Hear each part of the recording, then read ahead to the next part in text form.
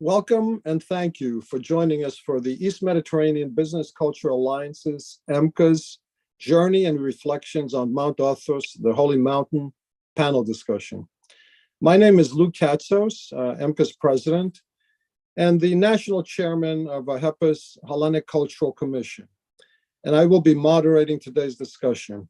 Our distinguished panel includes His Grace Bishop Athenagoras of Nazianzos, Art Historian Dr. Emily Spratt, faculty at the Cooper Union for the Advancement of Science and Art in New York, Professor of Byzantine Studies Dr. Johannes Niehoff-Panagiotidis at the Free University of Berlin, lawyer and law historian Anastasios Nikopoulos, lawyer and business law, ethics, and social responsibility professor John Katsos at the American University of Sharjah, and IT Business Analytics FinTech professor Jeffrey Baker at the American University of Sharjah. Our panelists will take us on a journey to Mount Athos from different perspectives as they discuss their experiences and/or thoughts and reflections, all of their choice and unscripted, relating to this unique place. From His Grace Bishop Athenagoras of Nazianzos, who spent his youth or adulthood at Mount Athos as a monastic, to Emily Spratt on the Imerenia of Dionysios of Furna, one of the most influential painters of the 18th century, to Johannes Niehoff-Panagiotidis and law historian Anastasios Nikopoulos, research work heralded recently in the news relating to thousands of Ottoman era manuscripts there, and that included some of the oldest of their kind in the world. To John Katsos, Professor John Katsos, and Professor Jeffrey Baker's recent backpacking trip to various monasteries on the Holy Mountain, as well as Jeff providing a Protestant's perspective on the pilgrimage that he took on Mount Athos. Just a little bit of background for the audience. Mount Athos, an autonomous polity within the Hellenic Republic, is a mountain and peninsula and an important center of Orthodox monasticism under the direct jurisdiction of the Ecumenical Patriarch of Constantinople. The community includes 20 monasteries and settlements that depend on them. The monasteries currently house about 2,000 East Orthodox monks who live an ascetic life and who are from the Hellenic Republic and other East Orthodox countries, including Russia, Romania, Georgia, Serbia, Bulgaria, Moldova, and Montenegro, and people from other nations around the world. The Athenite monasteries have a rich collection of well-preserved religious artifacts, rare books, ancient documents, and artworks of immense historical value. Has anyone all joined us? Okay, Emily has joined us. Okay. So with that, I'd like to introduce our first presenter before we start our panel discussion, and that will be Emily. Emily came on board just at the right time. And thank you for being with us. Dr. Emily Spratt is a faculty member at the Cooper Union for the Advancement of Science and Art in New York. She completed her doctorate in Byzantine and Renaissance art history at Princeton University, and also holds degrees from the University of California at Los Angeles and Cornell University in Byzantine art and religious studies.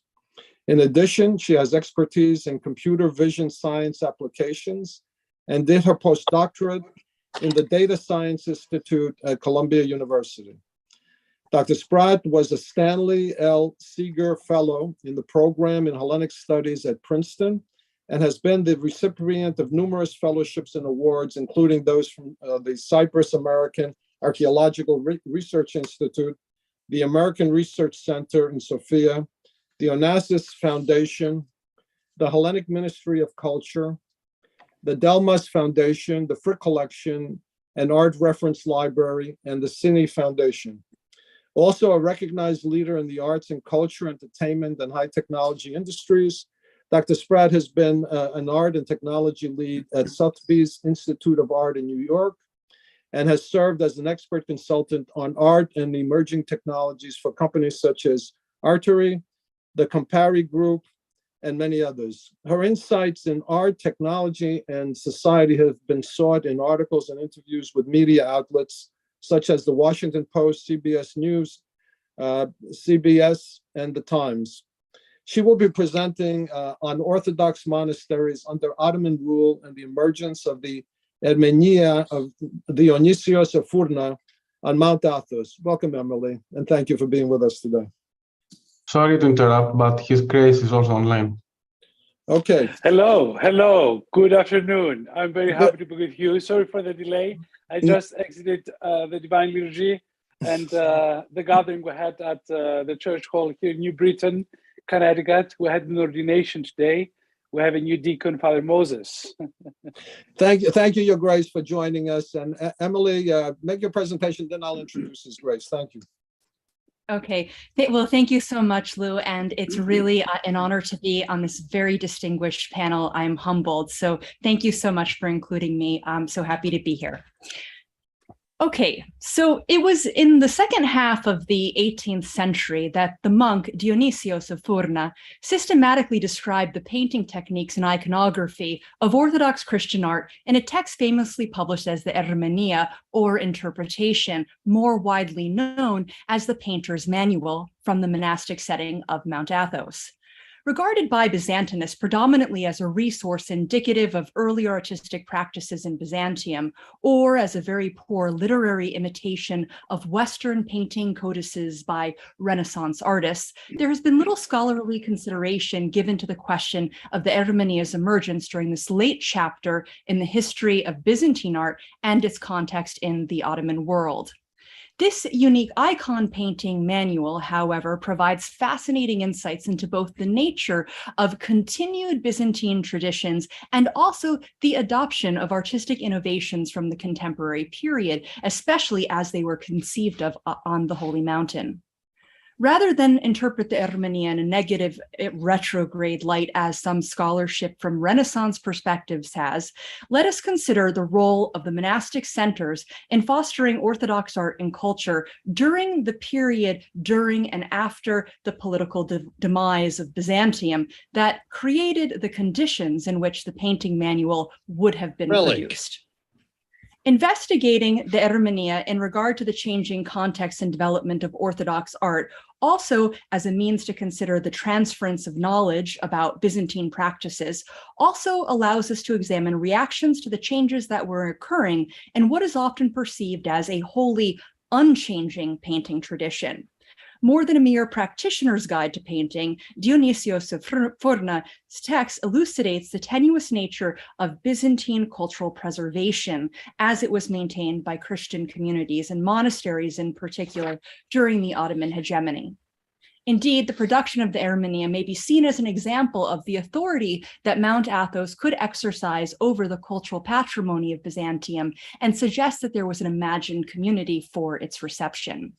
Building upon Benedict Anderson's theory of the imagined community, the Orthodox community in the early modern period may be viewed as a unique and cohesive unit simply in regard to their participation of the memory of Byzantium through religious practices.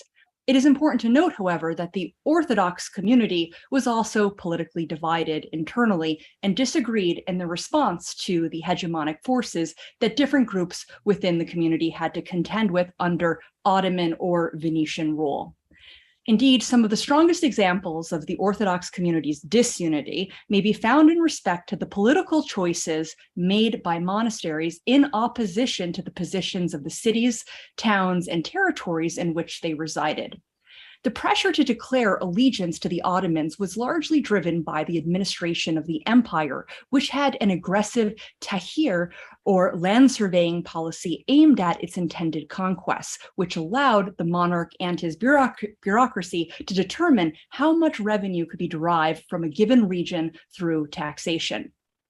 For example, 10 years before the Ottoman conquest of the strategically significant Byzantine town of Sketes in 1383, the monks of St. John the Forerunner Monastery at Mount Manikion obtained privileges from Murad I that guaranteed their future protection. Anticipating the fall of this important trading region to the encroaching Ottoman army, the monks chose to ally with the enemy in order to guarantee their liberty so that they could maintain ownership of monastic property.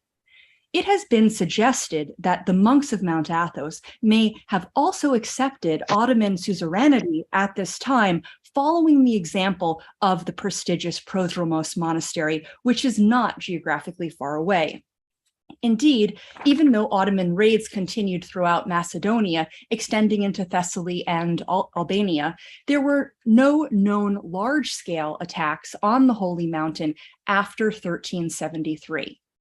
Furthermore, the monasteries remained in full possession of their properties and even continued to prosper when direct Ottoman rule was established over Athos in 1383.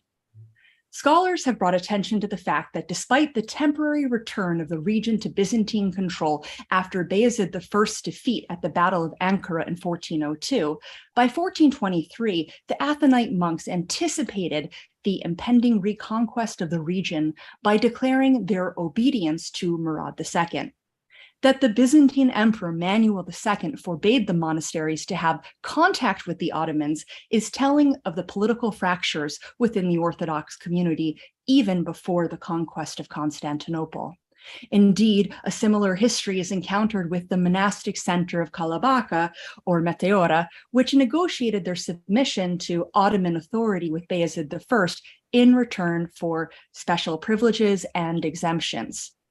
Overall, the acquiescence of the monasteries to Ottoman rule before the final fall of the empire demonstrates just how fragmented the late Byzantine world already was, and thus raises questions as to what extent we may evaluate the Orthodox imagined community as a cohesive socio-religious group when the community's history of political allegiances reveal deeply rooted fissures.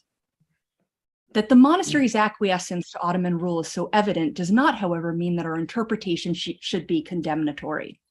In comparison to the wide-scale destruction in 1430 that befell Thessaloniki, which had been ceded to the Venetians in 1423 and had refused to surrender to the Ottomans, the choice to surrender by many of the monasteries, ironically, may have been the key to their ability to survive and perpetuate aspects of late Byzantine culture.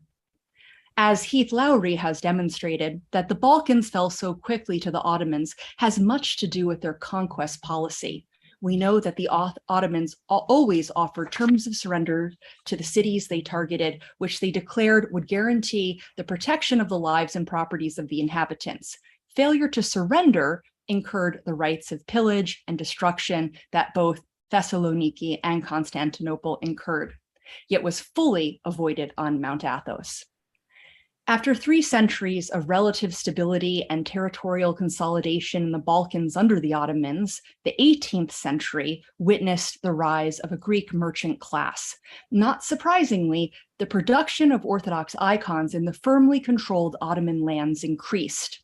Given the sanctions against the new construction or rebuilding of churches in the towns and cities, icons, which could not be prohibited in the same manner as a building or a wall painting, were produced in greater numbers. Once again, significant differences between the monasteries may therefore be observed, as they in general tended to enjoy more privileges depending upon their unique negotiations with the Ottomans than those living outside their walls. Indeed, the major monastic centers submitted to Ottoman rule, but the result was not a lessening of their powers to exercise Orthodox practices, but rather its increase. It is important to point out that this approach to the administration of the monasteries was in the interest of the Ottomans, as this prevented the Orthodox from seeking allegiances with the West through the Unionist movement, and it was successful. Mount Athos, above all the monastic enclaves, has been considered the preeminent guardian of the Byzantine cultural legacy, and this has much to do with the Holy Mountain's acceptance of Ottoman rule at a time when Byzantium was politically crumbling. It is interesting to note that the role of Mount Athos shifted greatly in the 14th century from being a rather quiet monastic center without any notable literary productions to a vibrant spiritual center connected to the greater Orthodox community and an active center for the production of theological books and Orthodox art during the Ottoman period. It is in this context that we may more comprehensively interpret the emergence of the Ermenea.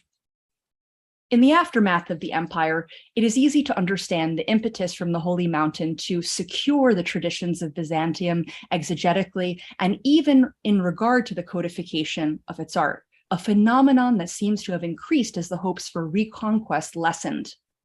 In this context, it's not surprising that Renaissance and Baroque influences on what I term post-Byzantine art would not be easily accepted by the more traditionalists on Mount Athos.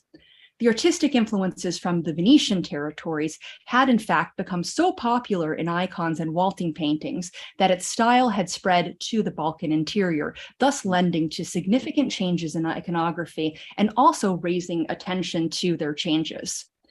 Although manuals regarding the maintenance of the Byzantine artistic tradition are assumed to have come into existence by the 16th century, when the influence of Western forms and iconographies were being spread through the icons produced in Crete, those have not survived.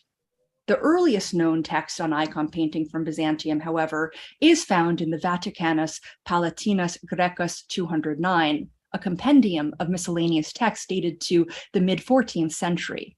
This text is an instructional guide for painting garments and faces, but not an art treatise in what we think of the Italian Renaissance sense. What is particularly interesting about the Palatinus, however, is that it closely corresponds to a section in the Ermenea and also to a section in another anonymous text from the 18th century. While the 18th century texts would not have been directly copied from the Palatinus, as they do at least in part evidence that they do in fact evidence the continuation of a tradition of instructional painting guides from the end of Byzantium to the 18th century. In consideration of the broader context for the development of texts of this nature, the earliest known South Slavic painting manual dates to the last quarter of the 16th century, and an Armenian painter's manual from a manuscript copied in 1618 has been identified, and which is somewhat unexpected as well. The oldest comparable Russian text, known as the Kirkorov handbook, dates to the 1630s. All of these texts are practical guides to painting with the same basic approach to panel painting.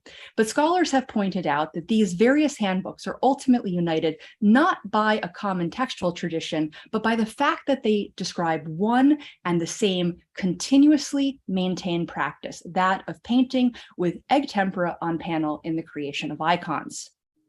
What's fascinating is that the use of the term skiazin in the Palatinus does not refer to shading, as we would literally translate it, as we would expect from the ancient or modern Greek, but to the underdrawings themselves, or the initial outline of the composition.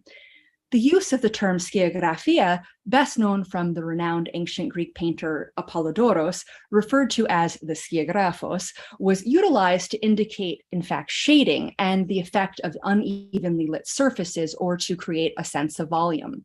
The medieval usage of this term is therefore quite different and sets the Byzantine approach to panel painting apart from this aspect of the classical tradition of painting.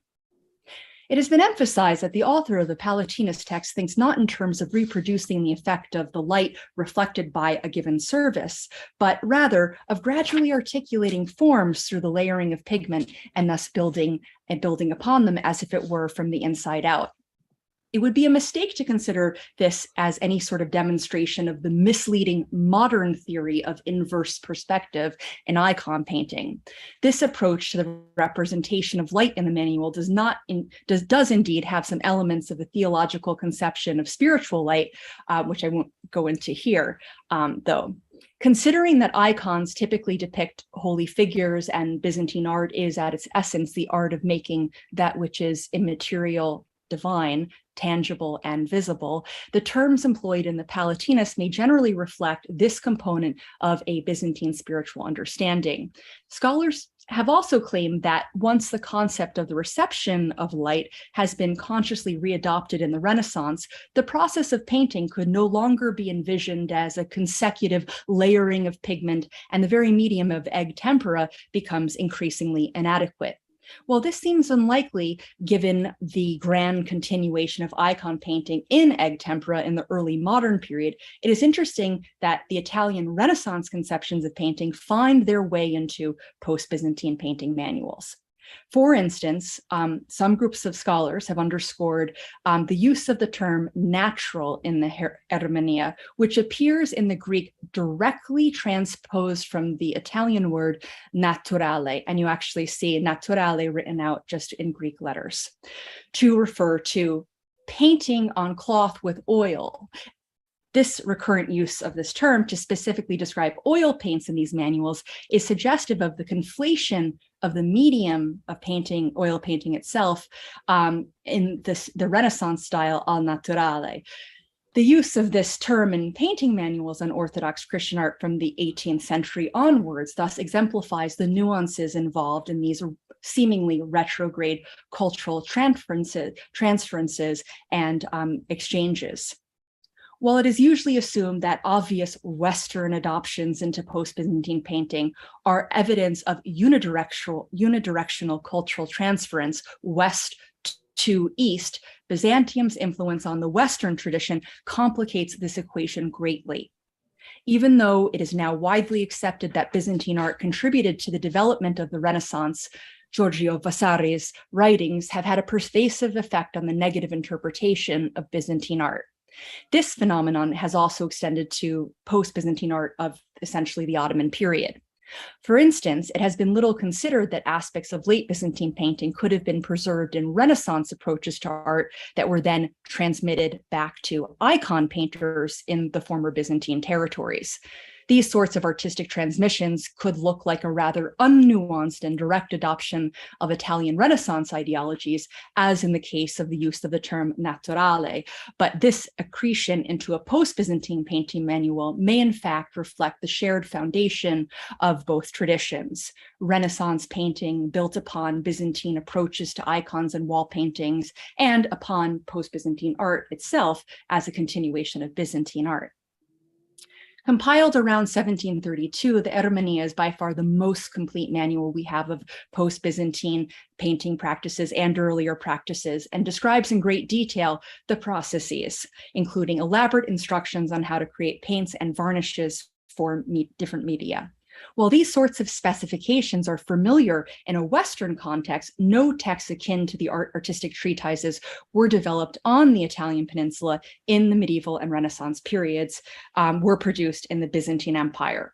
For this reason, the development of manuals increasingly in the guise of Western handbooks on painting is a particularly interesting addition to the literary output of monastic centers under Ottoman rule. To Renaissance scholars, these manuals are usually dismissed as uninspired imitations of Western codices, such as Il Libro dell'Arte by Cennino Cennini, whose pervasive influence had finally reached the Christian artists in the Ottoman world 3 centuries late.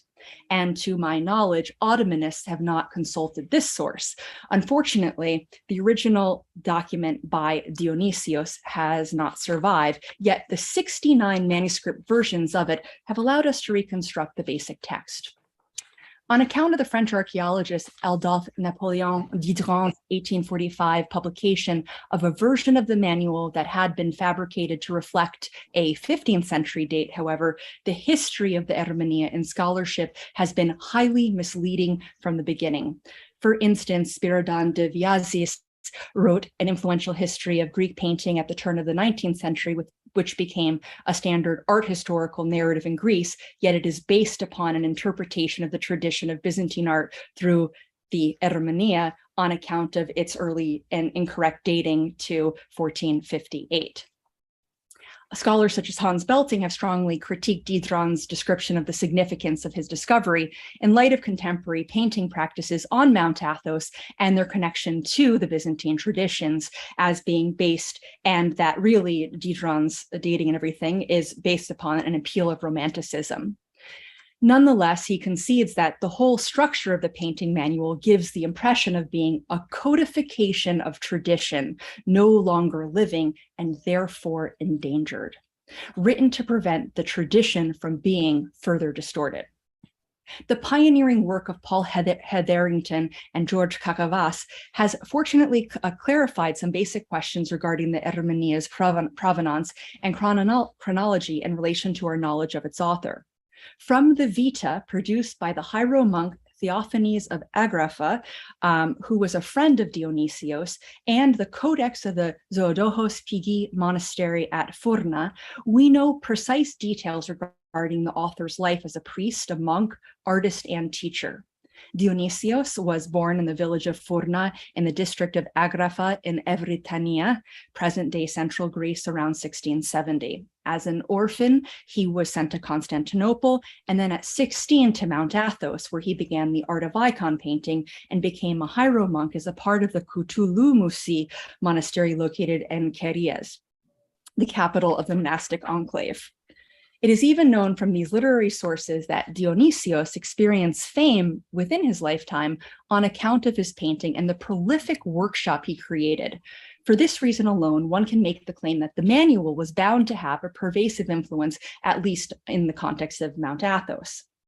The wealth of painted churches, following the iconographic prescriptions of Dionysios in present-day northern Greece and southern Bulgaria, however, may indicate a larger sphere of influence and attest to the Holy Mountain's role as a cultural center of orthodoxy that had the power to radiate throughout the Balkans. The goal of the manual is made clear in Dionysios's opening dedication to the Mother of God and ever Virgin Mary, to whom he humbly claims that on account of his failures in attempting the painter's art, he has set out to correctly teach it. He writes that, so that I should not fail in losing the fruits of my laborious efforts on the Virgin's behalf, I presume to offer to thee the explanation and instructions of this art, which I have gathered together and composed to provide for the painters that are adorned with natural talents. The right order, and the use of colors and ways of finding subjects, and how and what parts of the sacred churches they must be painted with scenes in order to decorate and paint scenes properly and fittingly, the imagined heaven of the church. The prescriptive nature of the manual softly echoes the tone of the Counter-Reformation and the canons set forth in the Council of Trent. It also relates to the numerous Counter-Reformation manuals on art.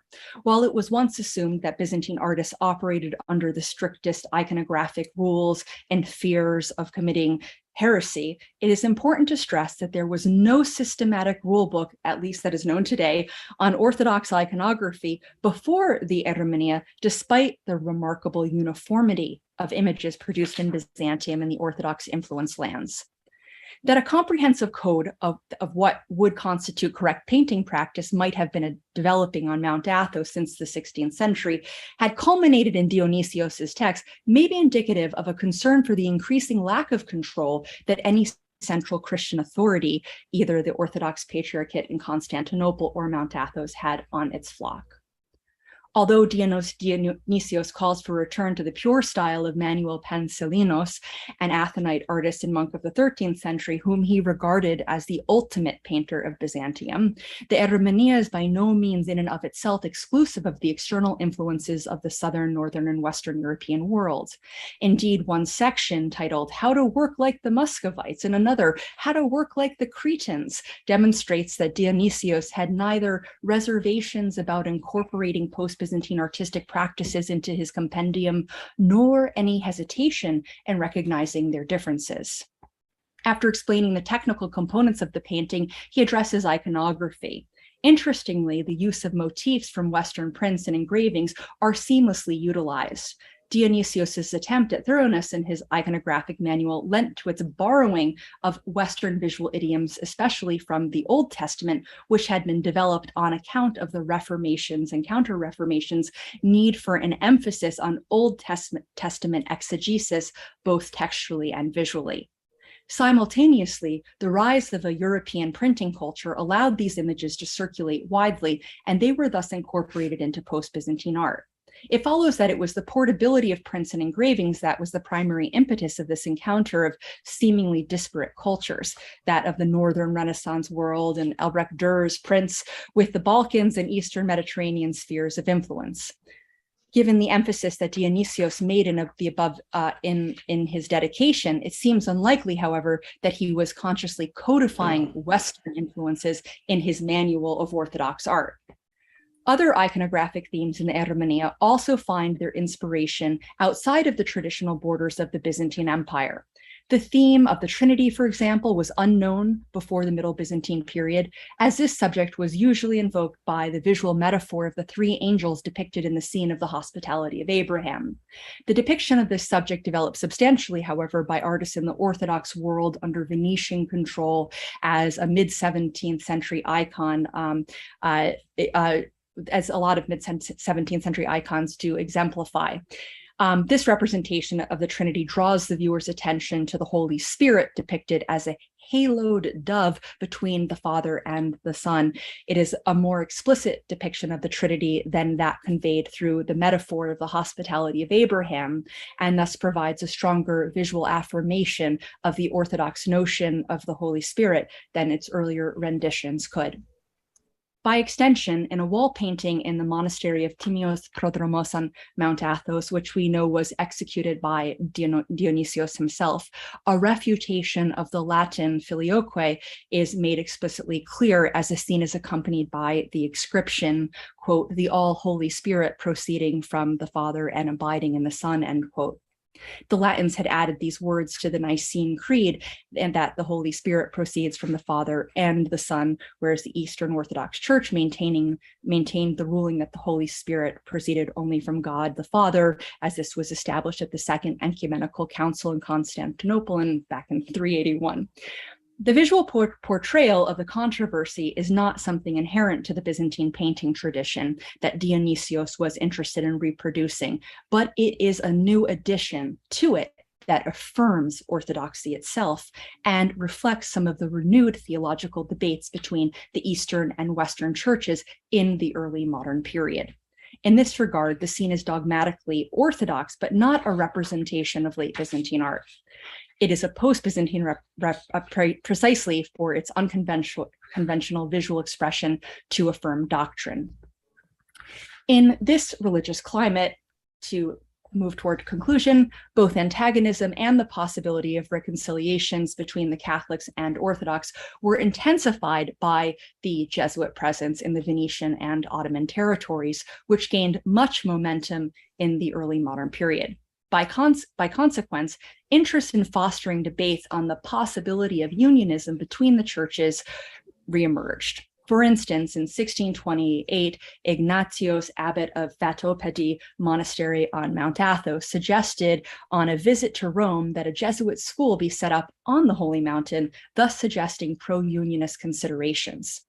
In response, Nicolas Rossi, a graduate from the Pontifical College of St. Athanasius, arrived in Sketes in 1635 to set up a school, but it was shut down on account of Ottoman administrative fears of the consequences of Western-leaning alliances.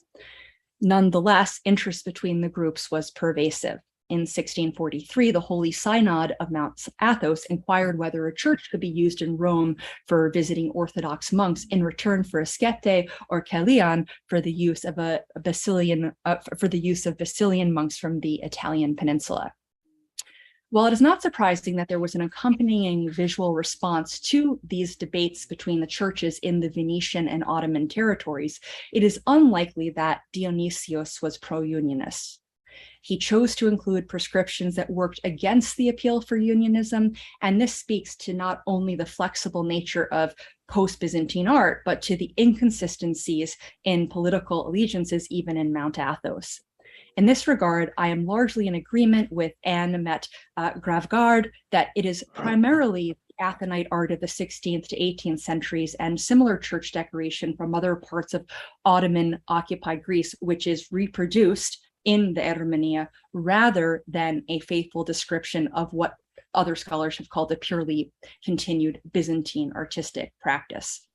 Despite Mount Athos's maintenance and control over its contact with the West and the visual culture of the former empire, its very means in doing so affirm that it was political developments that both fostered and hindered the concept of building the notion of a shared Orthodox community. Although radical new painting styles and iconographies were intended to uphold orthodoxy in the face of the Ottoman suppression of Christianity or Catholicizing influences from the West, breaking from tradition could either unify or polarize different types of Orthodox groups. Furthermore, the tremendous production of icons outside of Mount Athos during this period complicates the assumed role of the Holy Mountain as the guardian of the Byzantine cultural legacy. The production of the Ermenia may therefore reflect an attempt to exert some monastic authority over the cultural patrimony of Byzantium.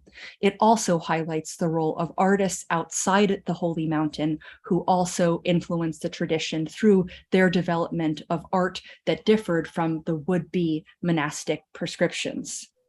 Indeed, the creation of the Ermenia would not have been necessary if the Athenite monks trusted that there was no threat of artistic divergences from the Byzantine painting tradition.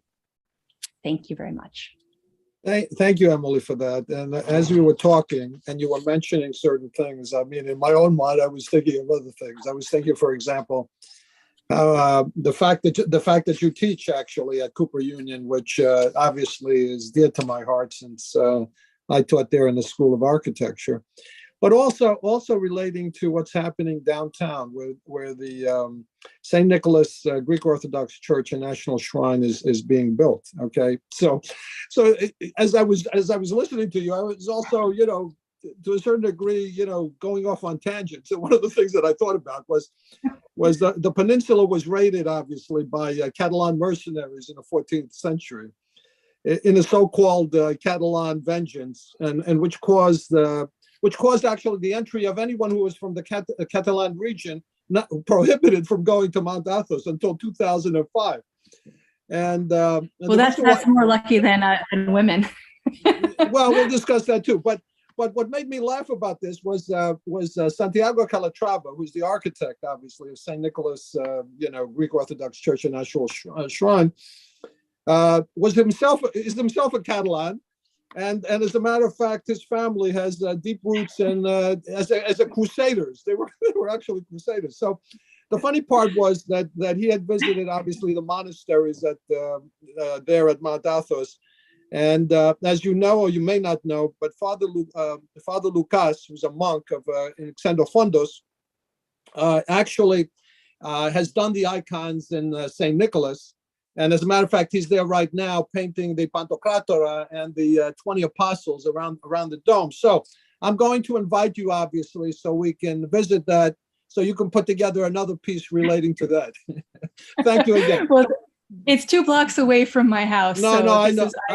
I know. We'll coordinate that. Thank you so much. Thank you again to His Grace Bishop Athenagoras of Nazianzos, who's with us today. His Grace Bishop Athenagoras was born in Germany and grew up in Elas and Germany.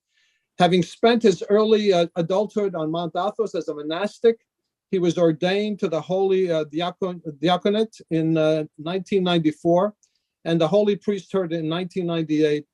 And His Eminence Metropolitan Augustinos of Germany,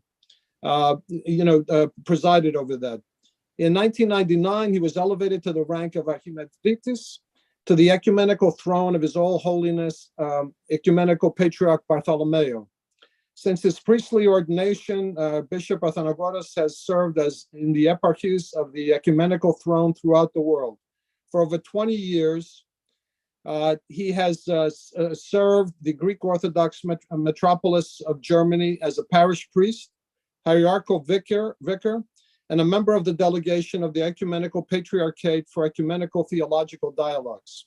He has been a frequent speaker at universities, public schools, interfaith groups, cultural associations to discuss Orthodox life and spirituality. Among his many accomplishments in Germany, Bishop Athenagoras established the first Orthodox chapel in the International Frankfurt Airport and a 24-hour Orthodox crisis hotline. He founded the first Greek Orthodox youth camp near Frankfurt. He spearheaded the archaeological renovation of a 15th century church and has built a church and community center from the ground up. In 2017, Bishop Athenagoras relocated to Toronto, Canada, at the invitation of His Eminence Archbishop Sotirios of Canada, to serve as Dean of the Patriarchal Theological Toronto Orthodox Theological Academy and Office Director for the Greek Orthodox Archdiocese of Canada. In 2019, he transferred to the United States of America at the request of His Eminence Epidophoros, Archbishop of America, to serve as a chaplain at Hellenic College, Holy Cross, Greek Orthodox School of Theology in Boston, Massachusetts. And in 2021, Bishop Athenagoras was appointed Chief Secretary of the Holy Eparchal Synod of the Greek Orthodox Archdiocese of America, and as the spiritual advisor to the Greek Orthodox Ladies Philoptochos Society of America. In May of the same year, upon the recommendation of His All Holiness Ecumenical Patriarch Bartholomew, the Holy and Sacred Synod of the Ecumenical Patriarchate elected unanimously then Archimandritis Athenagoras as Bishop of Nazianzos. Bishop Athenagoras holds a Bachelor of Arts, a Bachelor of Theology, a Master's of Theology, and a PhD of Theology from the Aristotle University of Thessaloniki. Welcome, Your Grace, and thank you for being with us today. Thank you for the kind invitation. I feel honored to be with you today. It's our honor. Thank you. If you have any comments on any aspect of the subject matter, please go ahead. I liked the presentation very much. Thank you very much for this presentation. And I have to say that it was very easy for me to place myself to all those places on Mount Athos, which were described at the presentation, the monasteries, and also the Kelion to Fourna, where Dionysios at Fourna actually lived and worked. And I'm very confident, and I have the knowledge of the history of what happened on Mount Athos with the Catalans and with the Jesuits and the Roman Catholic Church. Thank you very much for the presentation. And if you have any other questions about Mount Athos, I'm here to answer the questions. I have to say that I lived for 5 years on Mount Athos in my young years. And I'm visiting Mount Athos almost every year. I was recently there. I was at the monastery of Kutlumusίου, at the monastery of Atopedi, Pantokratoros, Philotheu, Karakalu. And I have to say that every time I visit Mount Athos, every time I'm there with my brothers in Christ, I feel newborn because they give me their spirit and their zeal and their love for Christ and for a life devoted to Christ and to the church is really contagious. And that keeps me spiritual alive for the whole year. I met holy people on Mount Athos, and I saw a lot of beautiful places, beautiful icons, beautiful art on Mount Athos. And you know, when you are there, art is not just something you experience in a museum. It is something which is alive. It is part of the liturgical circle of a monastic. It's part of his life, and it is also part of his inspiration. And that makes, I think, not only Mount Athos, but every Orthodox church and every Orthodox monastery around the world unique. That the art in the church is a medium to help us to come closer to God and to our spiritual targets. Thank you so much, Your Grace. And again, we put together this panel discussion rather quickly. Part of it had to do with myself and a couple of other colleagues who are with us today. Went to Mount Athos actually for the first time last month. And as we were going to Mount Athos, there was all these things that came out, including some of the work by our next panelists who had magnificent work, fantastic work that's breaking all types of new research and grounds in terms of the documents that actually exist in Mount Athos. So with that, I'd like to introduce Professor Johannes Niehoff-Panagiotidis.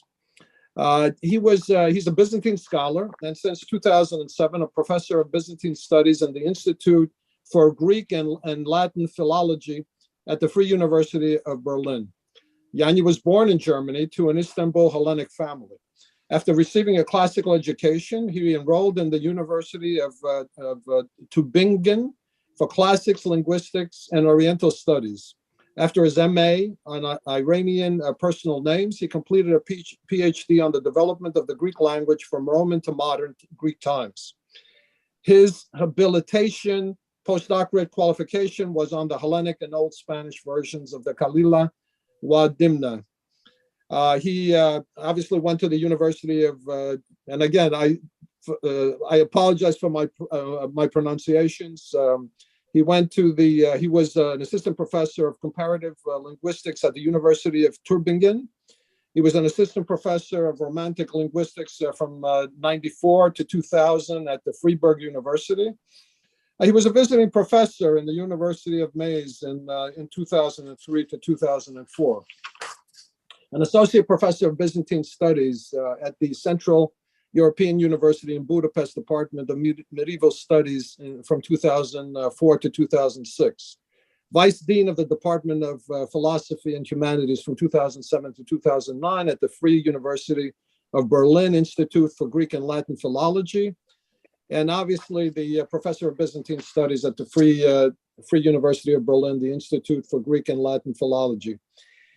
His funded research projects and awards are many and include, for example, in 2021 to 2022, the German Orient Institute, Istanbul, guest professor for a research project on the oldest Ottoman documents preserved on Mount Athos.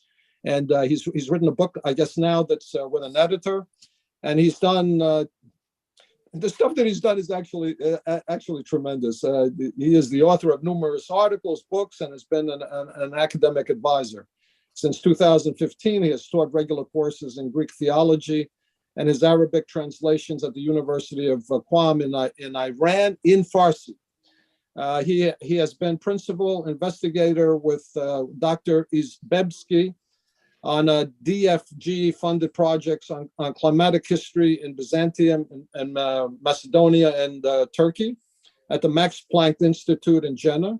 Since 2018, he has been the editor of a series of late antique Christianity with the George's Press in London, and also continues to teach courses in classical and Byzantine Greek, and we can go on. Welcome, Professor Panagiotidis.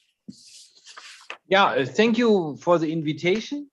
And χαιρετάω και τον δεσπότη φυσικά. Grüß Gott. Greetings from Mount Athos. So, several points have been touched upon by by the previous speaker. One main point is that traditionally orthodoxy lacks essential authority. This means, in the Catholic Church, with the Middle Ages, you begin to have the so-called primatus papae, that in the end, up to the Second Council of the Vatican, the owner of the church is the Pope. No, this caused a lot of resistance, one of the outcomes of which is Protestantism. But the Eastern Orthodox Church, so the Byzantine Church, is stayed closer to the ancient, late antique, early Byzantine traditions. So our audience should never think that the patriarch in Constantinople, now Istanbul, is a kind of pope.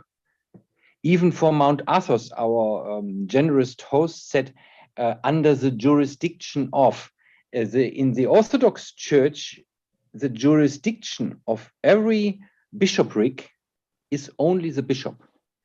There is no central jurisdiction. And even concerning now Mount Athos, the patriarch in Constantinople has only the spiritual possibility to watch over Mount Athos. There is nobody's jurisdiction over Mount Athos. So Mount Athos is the spiritual center of Orthodoxy, but not in the sense of Catholicism. Even the Archbishop of Thessaloniki, though he would like, has no authority here. I think Professor Spratt said, no, our host said this. Mount Athos, and this is Tassos Nikopoulos' first book, Mount Athos is really a semi-independent state under the suzerainty of the Greek state. And the same was true, even to a higher degree, in Ottoman times. It's a matter of fact, you can say that the Ottomans treated Mount Athos as a semi-independent state, like all these other petty states in the Balkan after the demise of the political demise of the Byzantine Empire. For example, on Mount Athos, the system of Tahrir Defter was never applied because it was not a province in the sense of the word. It was like Wallachia and Moldavia, semi-independent, much smaller, dependent on the Ottoman state. But we know that the Ottomans did not have even a permanent stationment of troops here. No, they had an overview here. And in times of danger, for example, the Greek Revolution, this changed. But Mount Athos was in this sense not an Ottoman province because we don't have Tahrir Defter. Another thing are the metochia outside of Mount Athos. No, this is a different issue. But to give you just one example which Tassos Nikopoulos and myself studied some months ago, and we read this document again and again. This is one of the earliest Ottoman documents you have on Mount Athos. This is on the time when Sultan Murad II was beleaguering Mount Thessaloniki. We have the document that a group, in Turkish you say bülük, of marauding janissaries entered a metochion of Mount Athos. We know where it was, quite close to Thessaloniki. And they did what all drunk soldiers do and used to do until today. They pillaged a bit. They took some wine, they got probably drunk, they killed a lamb or two, or maybe even 5, and they roasted it. And this is what they always did and do, all soldiers in the world. But they killed nobody. No, they didn't. They did not even cut a tree or something. They were looking for fruit, but no, the classical case of pillaging. And then you would say, yeah, okay, this is a minor event. Don't take it so seriously. You take the Subashi, the military commander here in Galatistar, or you take, maybe if you are very punctilious, you take the Kadi, the Iero, the Castis from Caesar of Kafsion, or maybe if you are really strict, you take the judge from Thessaloniki, to make a trial on that. No, it is the Sultan Murad II himself who says nobody should enter Mount Athos, including the monasteries, including the metochia, without the permission of the monks. This is incredible if you think that a Muslim sultan, and a powerful one, the father of Mehmed the Conqueror, rejuvenates the Avaton.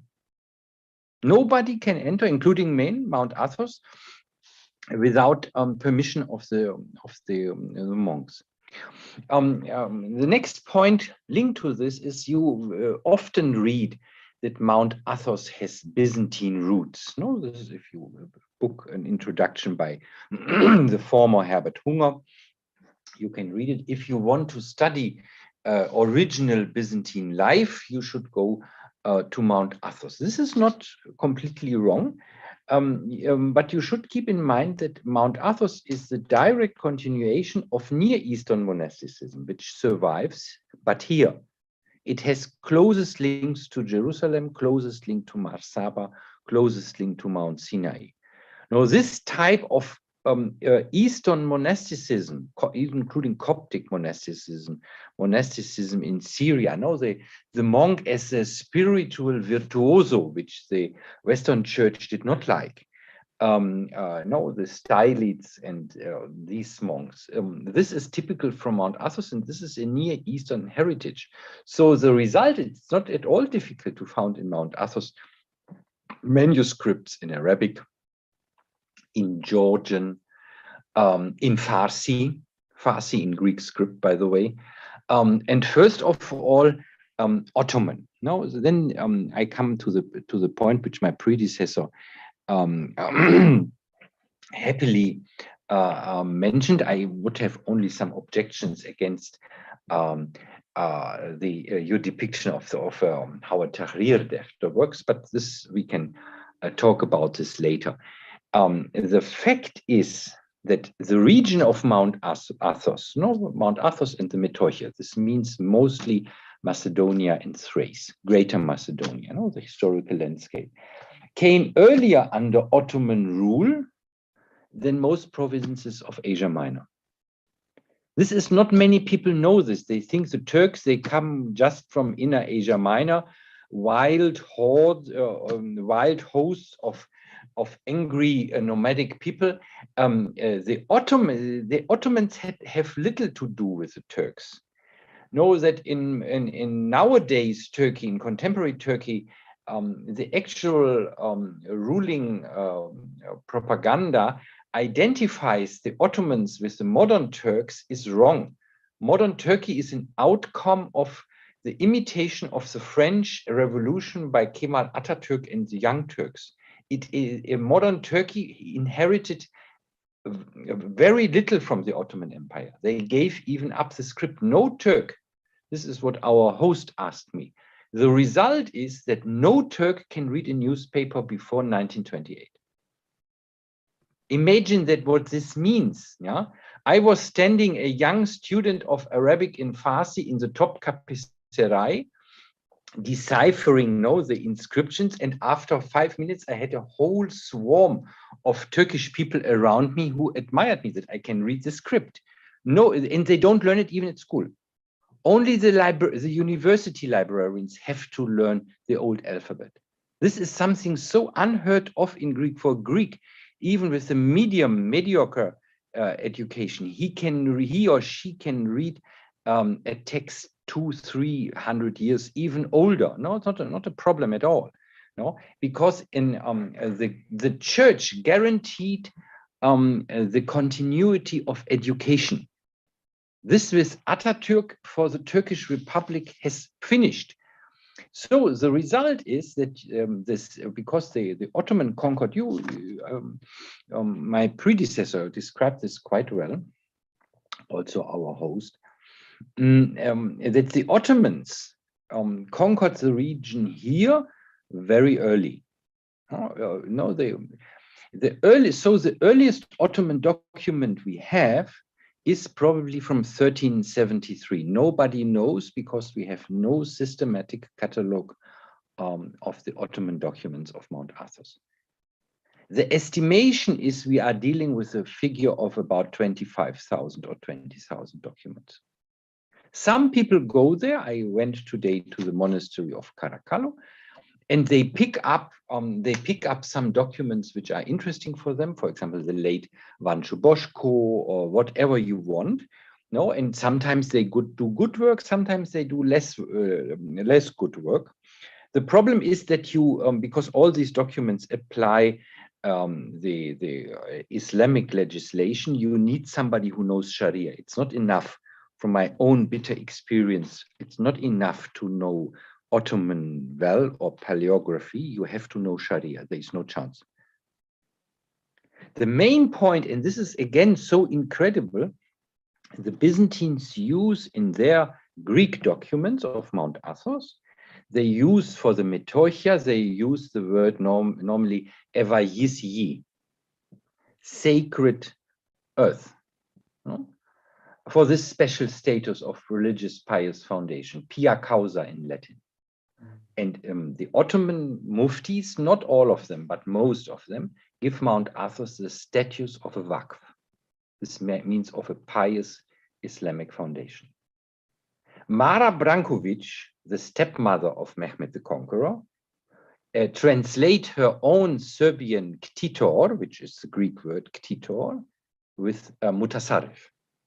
So the holder of an Ottoman fief. So no, this is a very, and the question is, Professor Spratt mentioned this quite well. Why did they act like this, the monk?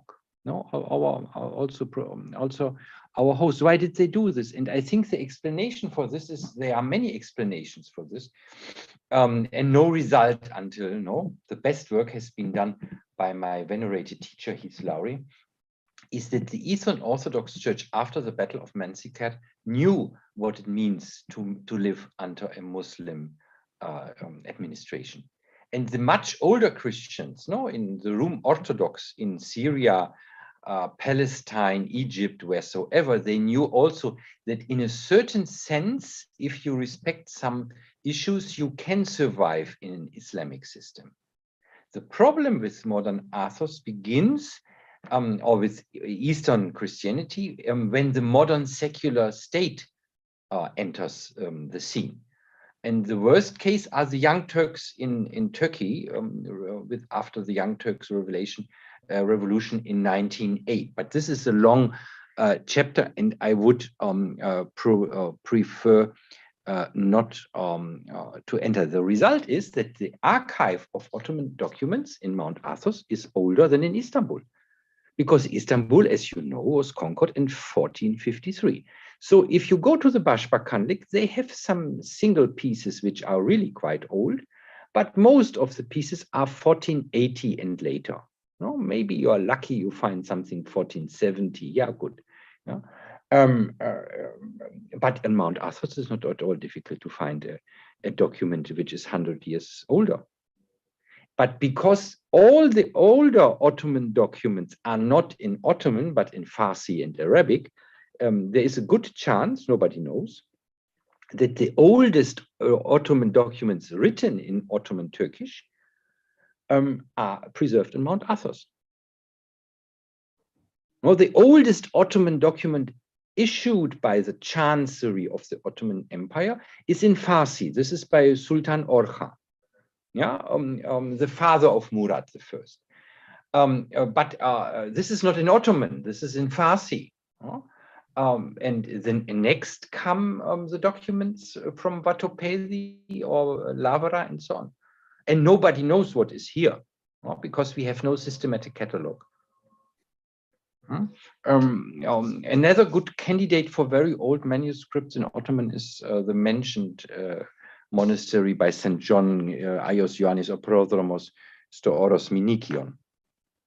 So, to finish this brief presentation, Mount Athos is from the beginning a multicultural enterprise. No, in most monasteries, Greek was the liturgical language. But if you look to the subscriptions of many documents, they are in Slavonic, maybe Serbian, Slavonic, Bulgarian. And in the beginning, you have already a lot of non-Greek speaking monasteries of mixed ethnic composition, but where the liturgical language was Georgian, Slavonic, Romanian, and even Latin, because he was a Latin monastery by the Amalfitans too, whose archive is preserved in the monastery of Laura. And I hope very much, inshallah, Anastasios Theos, to see this. No, there are hundreds of Latin documents of the time before the Fourth Crusade. Now, to finish this, to understand how complicated issues are in this region, There was a Byzantine family, probably with the Byzantine family was Vranas, which is classical Byzantine family, an aristocratic family called Vranas. And one part of this family converted to Islam, and they are called in Ottoman Turkish Evrenes or Evrenos. And this Gazi Evrenos Bey conquered for the Ottomans big parts of Macedonia. We don't know this from Ottoman historiography very much, because all Ottoman historiography is much later. It's from the end of the 15th century. If you want to really study Ottoman history, I mean narrative history, you have to learn you have to read the Byzantine chronicles, Dukas, Chalkokondylis, and Kandakousinos. No? The later Ottoman chronicles know something about Evrenos, but this is much later. No, Evrenos was living in the late 14th century, and he conquered big parts of Macedonia for his sultan. And he founded a city which he called Yeni Cevardar, the new city on the Vardar, which is today's Yanica. And there was a Waqf with his tomb where he died, his grave is there. And this is interesting now. In the late 19th century, after Abdulhamid II, the last Ottoman Sultan in Macedonia, he tried to renovate this tomb. Now, what you see is more late Ottoman European architecture in the style of the Nuro Osmaniye than the original decoration. But the Greek Archaeological Service made excavations, and they found the skeleton of Gazi Evrenos Bey, which is for Byzantinists a sensation. This is incredible, no? He's well attested in all Byzantine chronicle. He was quite a tall man, and now they found in his hands a komboschini, a rosary. Now the young Greek archaeologists, now the question is, was this a rosary or was this an Islamic tasbih? Nobody knows. And with modern archaeological method, no, maybe he was buried like a monk with a komboschini, no? Now the question arises with modern archaeological methods, you can investigate where the clay from these pearls is from. And they did, and they found out it is the clay from Najaf and Kerbela. So if this is true, the only result you can draw, there is an article by Heath Lowry on this, is that he was a Shi'i, which would not be very pleasant to the modern regime in Istanbul, who want to make every Turk a Sunni since eternal times. They know that here in the region, the Yoruks, for example, on Langades, the Turkish-speaking nomads, they were Shi'i, no? They were actually followers of whomsoever, Bedreddin from some Mauna or whatsoever. But it does not fit to any national interpretation of Balkanic history. So the most important archive for Balkanic history after the Bashba Kandlek is the Ottoman archive in Mount Athos, where you find, because the monks had Metochia up to Edirne, up to Kosovo, so ever you learn a lot of history of these regions. So this is what I had to say, and I thank you for listening, and you are most welcome to ask whatever you want. Thank you so much for that. It's very fascinating, obviously, and you're right. Most people do not understand that aspects or areas of what is now modern day Greece actually fell under the Ottomans much earlier than they imagined. Everyone thinks of the 15th century, 1453, and all the rest of that. But obviously, it fell, in the latter certain areas, certainly around Mount Athos, etc. They fell in the latter 14th century. And for the audience, the Ottomans in some cases actually were benefactors of monasteries on Mount Athos. For example, Sultan Selim I was a substantial benefactor of the Xeropon Tamu monastery. And in 1517, he issued a fatwa and a hati sharif, or a noble edict, that the place where the holy gospel is preached, wherever it is burned or even damaged, shall be erected again. So these are the type of things that I think are very important for people to understand. Thank you so much, Yanni, for that. There is one there. If I may, I just make one short point. I do ask this normally my friends from Thessaloniki. No, we know from there is one Ottoman archive. So our dear host, Louis Katsos, was right. There is an archive in Istanbul, which is really very close. This is Topkapi Saray, where you have to, I think you have to drink at least 5 years every week coffee with the director to have access to any documents. Topkapi Saray is a disaster. No?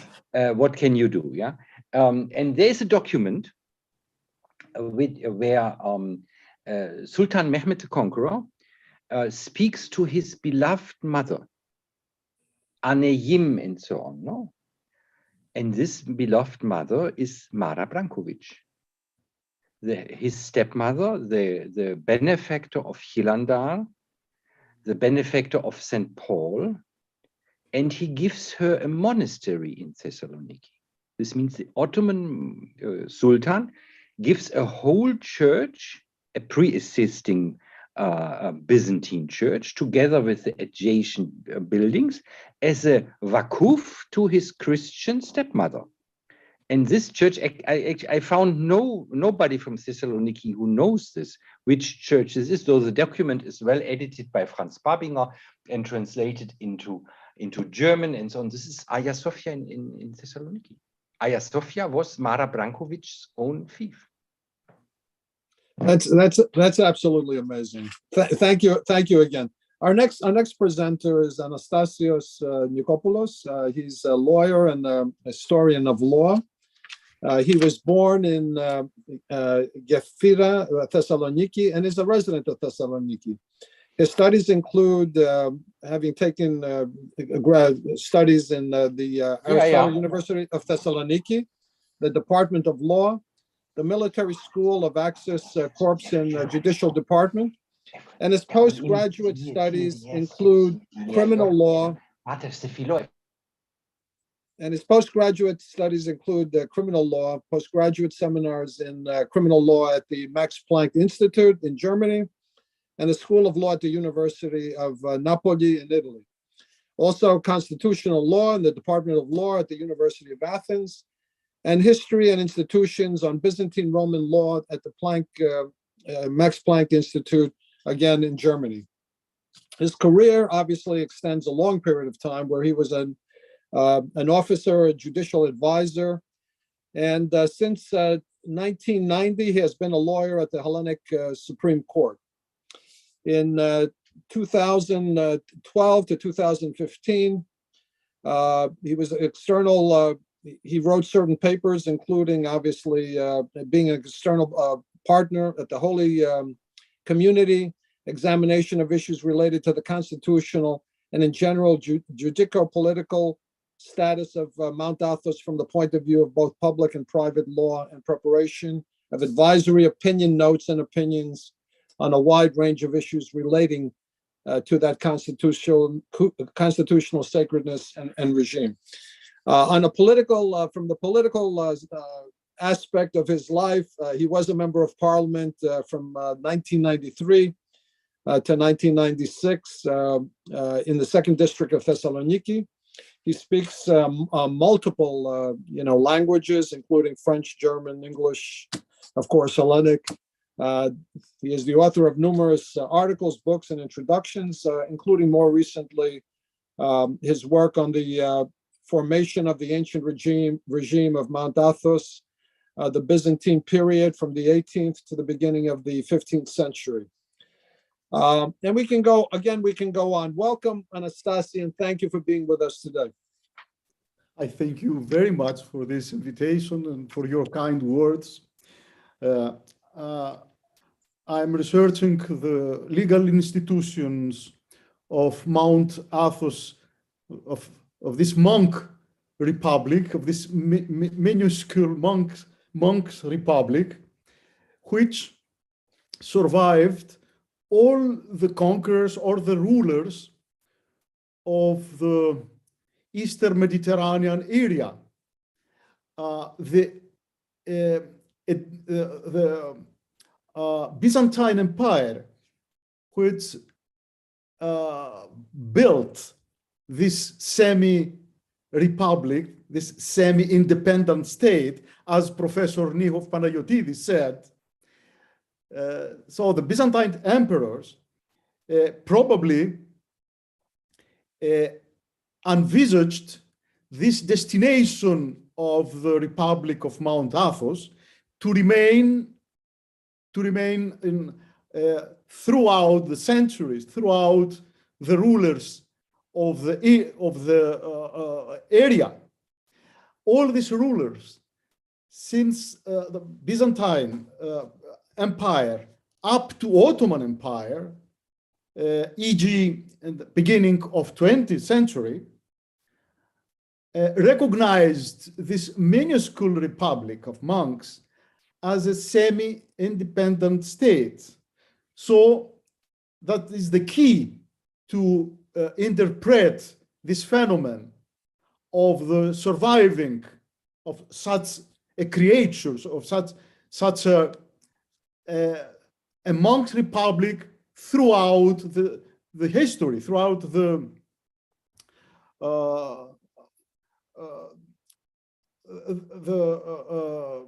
running of all rulers. Byzantine Empire was abolished. Also, the Serbian Empire was abolished, and the Ottoman too. But this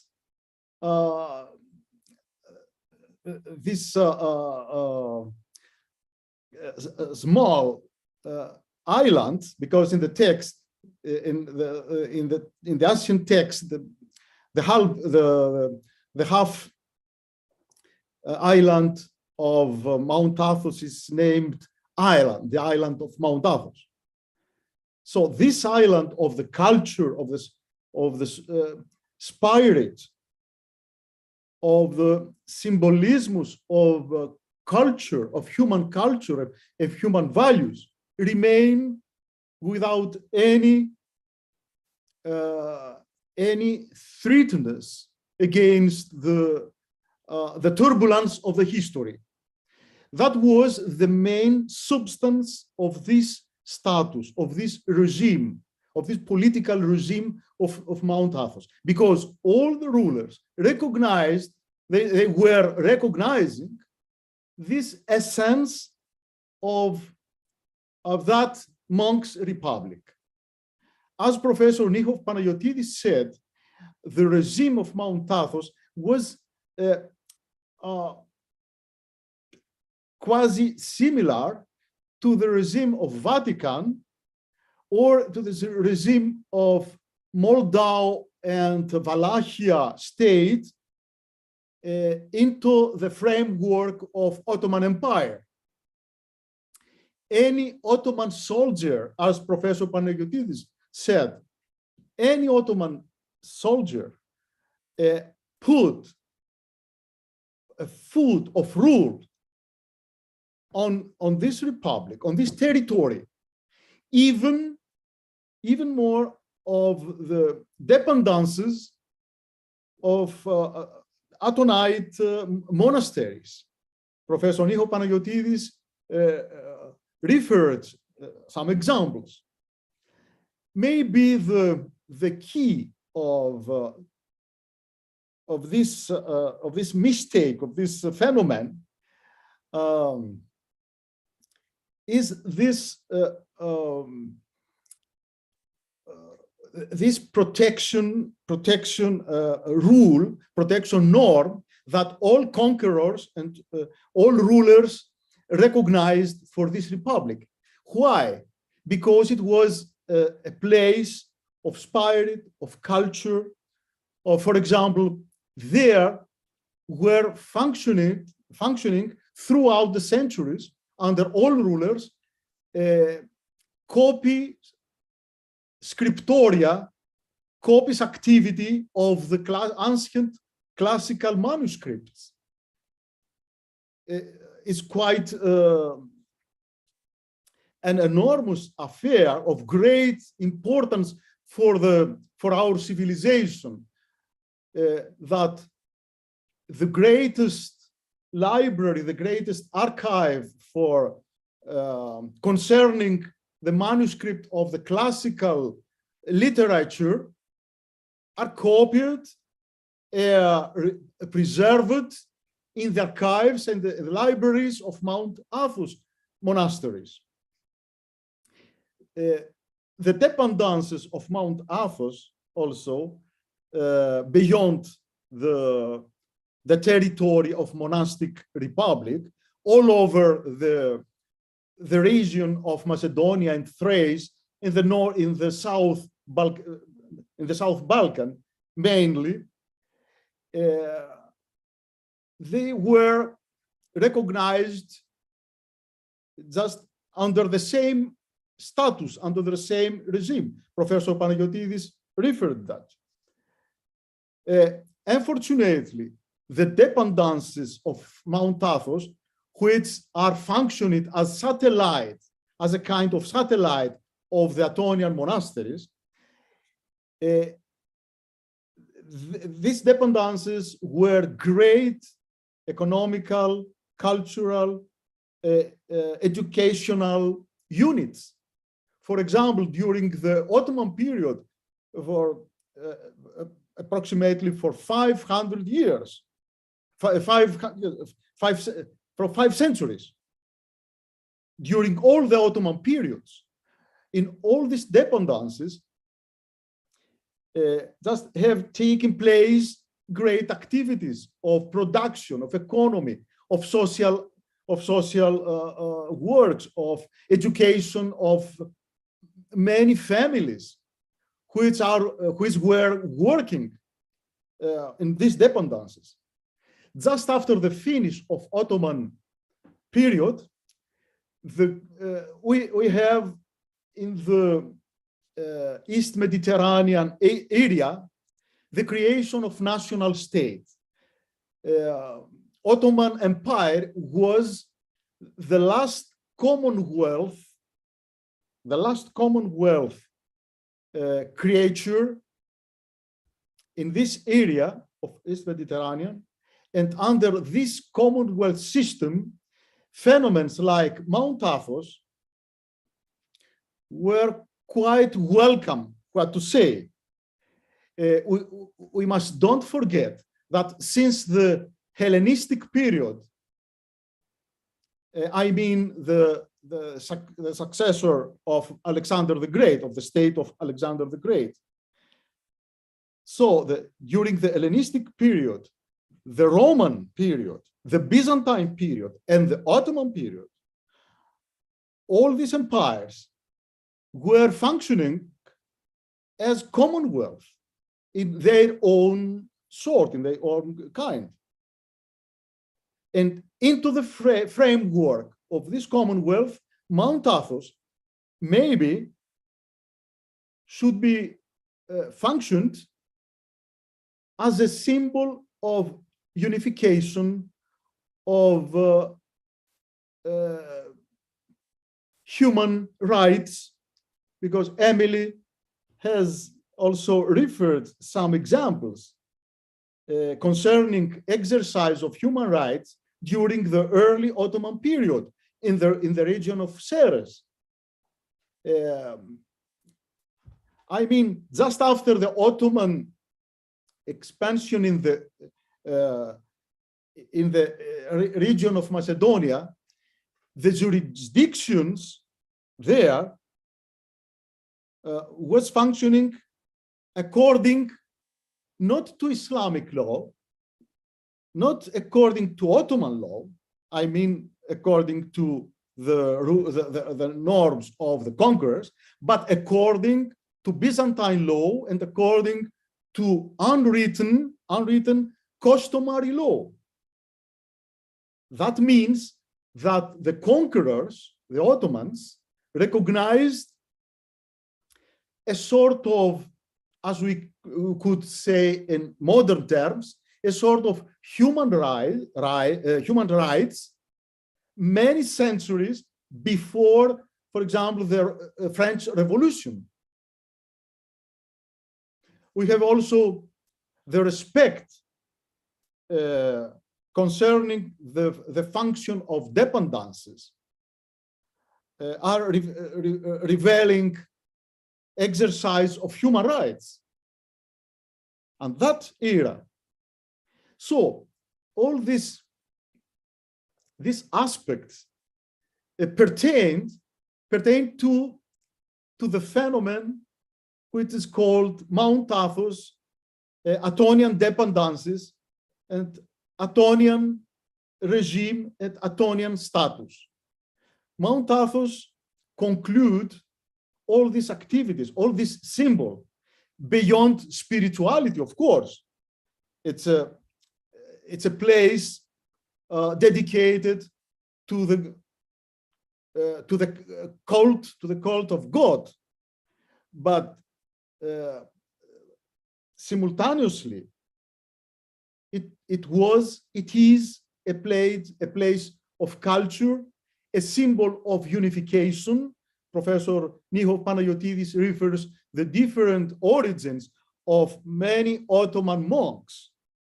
In all historical periods, Mount Athos had inhabitants, monks, for many origins and for many countries.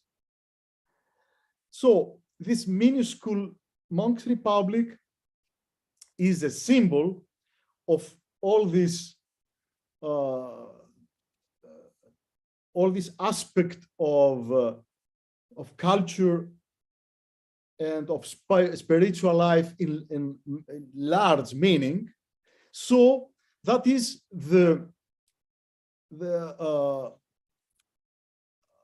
maybe the key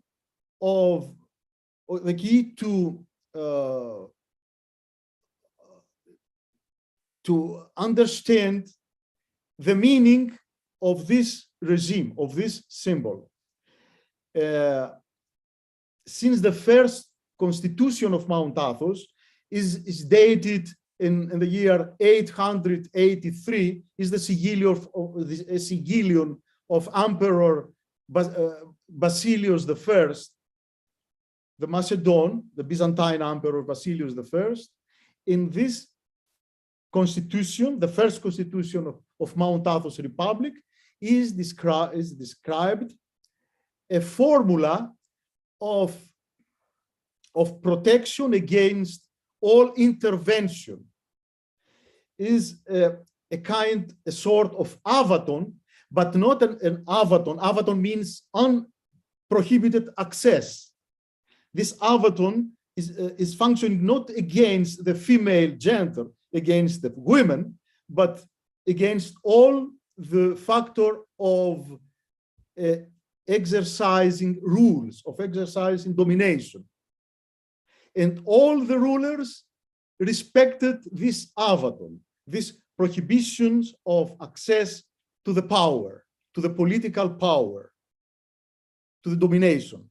Maybe is the deeper reason for remaining such a status. I thank you very much again for the invitation and for listening. It's rather amazing that all these centuries, quite frankly, that they've been able to continuously, regardless of what was happening in the East, as we know, there were multiple wars, multiple everything, and Mount Athos for some reason survived.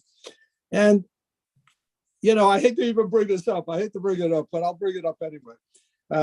As we know, all females are completely forbidden entering anywhere in the area and the coast of Mount Athos. I think they have to be at least 500 meters away. Originally, probably this prohibition was put in place to ensure the celibacy of the monks since it was already traditional that women were forbidden from entering men's monasteries. And since all of Mount Athos was regarded as one big monastery, women were therefore prohibited from even entering the area. But something that everybody has discussed, and it's Athenite tradition basically, and that has to do with the Virgin Mary, the Blessed Virgin Mary, and perhaps first mentioned in the life of Aios Petros, the Athenite, living in the 7th century. And maybe this explains it. As I'm listening to this, maybe this explains it, because we know that that both in his Islamic faith and in the Christian faith, okay, they and even in the Islamic faith, they hold Christ as a prophet, and obviously his mother as a virgin. This is also in the Quran. It's not only in Christianity, but also in the Quran. And just listening to all this conversation, I'm just thinking to myself, does it really relate to that or not? In other words, maybe people said, hey, hold it. The Virgin Mary, who proclaimed that was her garden, okay, when she was supposed to go to meet Lazarus in Cyprus, and the ship went off course, maybe even though it's an Athenite tradition, maybe that has some type of relevance in the discussion. I apologize for mentioning this, but the conversation just led me to it. With that, and we'll discuss that later. With that, I'd like to introduce our next panelist, John Katsos. John Katsos is an associate professor of business law, business ethics, and social responsibility at the American University of Sharjah, and research affiliate at the Center for Leadership, Ethics, and Organizations at Queen's University in Belfast. He researches how businesses can act sustainability through crises. His research has been featured in the UN General Assembly reports, the Financial Times, the Washington Post, the Harvard Business Review, the Associated Press, Brink, and the Financier Worldwide, among many others. John has published over 40 academic and practitioner articles on business responses to crises, based on work with businesses in Syria, Iraq, Sri Lanka, Cyprus, Lebanon, Ukraine, and Myanmar. John also sits on the boards of 2 social enterprises dedicated to international peace and 3 boards within the United Nations PRME network. John is also a licensed attorney. Welcome, John, and thank you for being with us today. Thank you so much, and thank you to all the panelists. This is a bit strange for me, in part because I'm in the UAE right now, where it's 12:30 in the morning. My apology, John. But also in part because I'm not an expert. I'm only here to give those sort of watching who want to travel to Mount Athos kind of a background on what to do if you want to get there. And I would imagine that Dr. Ioannis would also have some good insight on this, given that he's there for more extended periods of time. So I'll share my screen a second so I can share some pictures with you. Can everyone see this? Yes. Yes. Hopefully. Okay. So the perspective I want to take on this is for people who are thinking of traveling to Mount Athos, what's involved. So for me, I was kind of the designated logistics person for our group, and really what I'd like to do is kind of share my experiences and why you should go, and if you decide to go, some of the things to look for and avoid. I think the big thing is planning ahead, and making sure you have a clear purpose as to why you're going. So for me personally, it was about a pilgrimage. And making a pilgrimage to the Holy Mountain, but also going with others who shared a similar purpose. So I wasn't going on my own, I was going with others. And so that made the purpose maybe a little bit different in terms of organizing it. And the reason that matters is because I think if you're going there to go on holiday, or to go on kind of a retreat, it may not be the best place for you. It really is not. It's not a place to go party or go to the beach or do those sorts of things. There's wonderful things to see, and it's an incredible place, as you'll see in some of the pictures in a second, and as I think you've heard already from some of the panelists. But it's primarily a destination for pilgrimage. All those other things, at least to me, were sort of a value add. It was extra on top. Being able to go to beautiful, see beautiful iconography, be in sort of God's majesty, in the Theotokos paradise, sort of her garden area. That also means that you have to understand the process of entry is more complicated than basically anywhere else that you're going to go. For me, this is okay. I've been to conflict zones before, so I'm kind of used to it being difficult. It was about the most difficult I've experienced. And again, I've been to conflict zones, so usually my expectations are pretty low with respect to how difficult it's going to be. It was pretty difficult. It's probably easier than it's ever been. So if anybody's been in the past, it's certainly probably easier than it has been in the past. The main restriction is that if you're coming from outside of Greece, as I think most of the people watching are, there's a fairly limited number of slots for non-Greeks. So there's or for people who are coming who don't have a sort of established monastery contacts. And that limitation makes it such that you have to know in advance the dates that you're going, and you have to reserve those spots in advance through this Diamonitirion process. And it's more or less getting a visa, but it's different from what I would say a normal visa to a normal place, because there's a hard cap limitation. And so when I called the first time for the first set of dates, they just weren't available. And they're very nice on the other end from the pilgrim's office to really engage with you and figure out what dates would work if you're booking for a certain number of people. And then linked with that is that, and I highlighted it here, is that you only have it for 4 days. There's ways that you can get it extended, and obviously if you're going and doing research, it's different, or if you're a member of the clergy, it's different. But if you're just going on a pilgrimage, the 4-day limitation means that if you're traveling from anywhere of considerable distance, you should really plan around other things, because you're only going to go there for 4 days. You want to have other things to do in Greece. So for Greek Americans, for instance, if this should not be the only part of your trip to Greece because of that 4-day limitation, you should plan it around a sort of a bigger trip, largely because of jet lag, but also because you only have 4 days there. So you want to make sure you get the most out of it. This also is not the same process as booking accommodation. So when you're on the Holy Mountain, for each of the 3 nights, you need to find separate accommodation. The accommodations are free because you're a pilgrim, but you have to tell the monasteries in advance that you're coming, so that they can have beds prepared for you, and they can tell you that they have enough space for you. That usually means staying in 3 separate places and making 3 separate reservations. There's ways that you can talk to individual monasteries to extend your stay.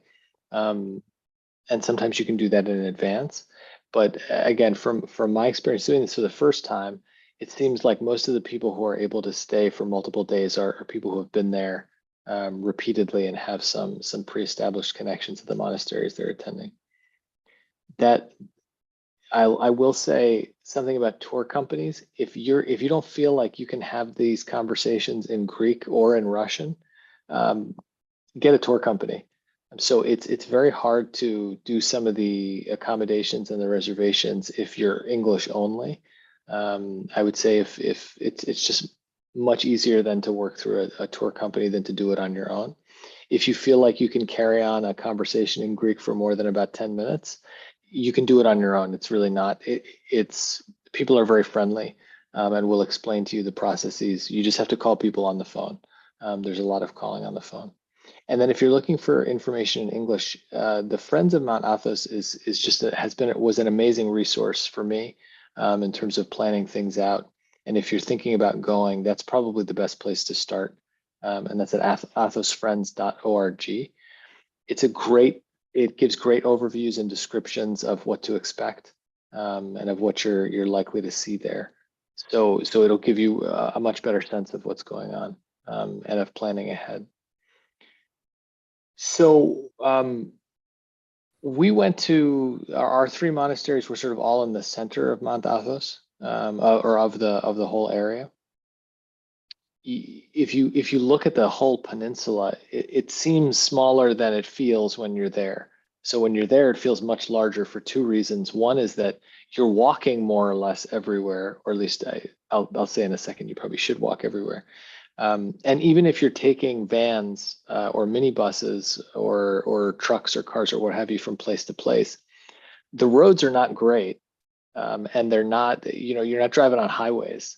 So if you're going, so in our path here that I've highlighted on the left, it was 42.8 kilometers total. We walked a bunch of that. We took vans for pieces of it, or taxis for pieces of it. Even the taxis though took time, because when you're going up and down mountains and you're going through forest, a big piece of the road between Sketes, which is the capital, and Daphne, which is the major port, was swept away in 2020. So there's like a mudslide, so a big chunk of it is just not there. So there's sort of a way that they've been going around it, and that takes extra time. So we decided to sort of stay in the center, in part because of what the purpose was. It was meant to be a pilgrimage, and so we wanted to do. I think the focus was on really making sure we could spend time in nature and hiking, but also not completely exhaust ourselves. So there are people who go on much longer hikes because of the fact that you're basically carrying everything with you. Going on, make sure you're up for it physically if that's what you're going to do. If you want to see certain monasteries and they're farther away from each other, it's really just about taking advantage of the taxis and the ferries. So making sure that you kind of coordinate all those timings from beforehand. And if I were to do it again, I would say I would call much farther ahead than I did for taxis to be able to go to farther places. We knew again ahead of time that we wanted to primarily go by foot, and so that limited the areas we were going to. But the taxis make it much easier to go to farther places from day to day, and that's in part because let me go back a second. That's in part because you're going from monastery to monastery every day. You have a limited amount of time, as I'll talk about it in a little bit, to get from one place to another. So if you want to participate more fully in the rhythms of each monastery, it'll only leave you with a certain number of hours during the day to get from one monastery to the next one. So that's also kind of a limitation in your travel. Getting there, almost everyone is flying into Thessaloniki.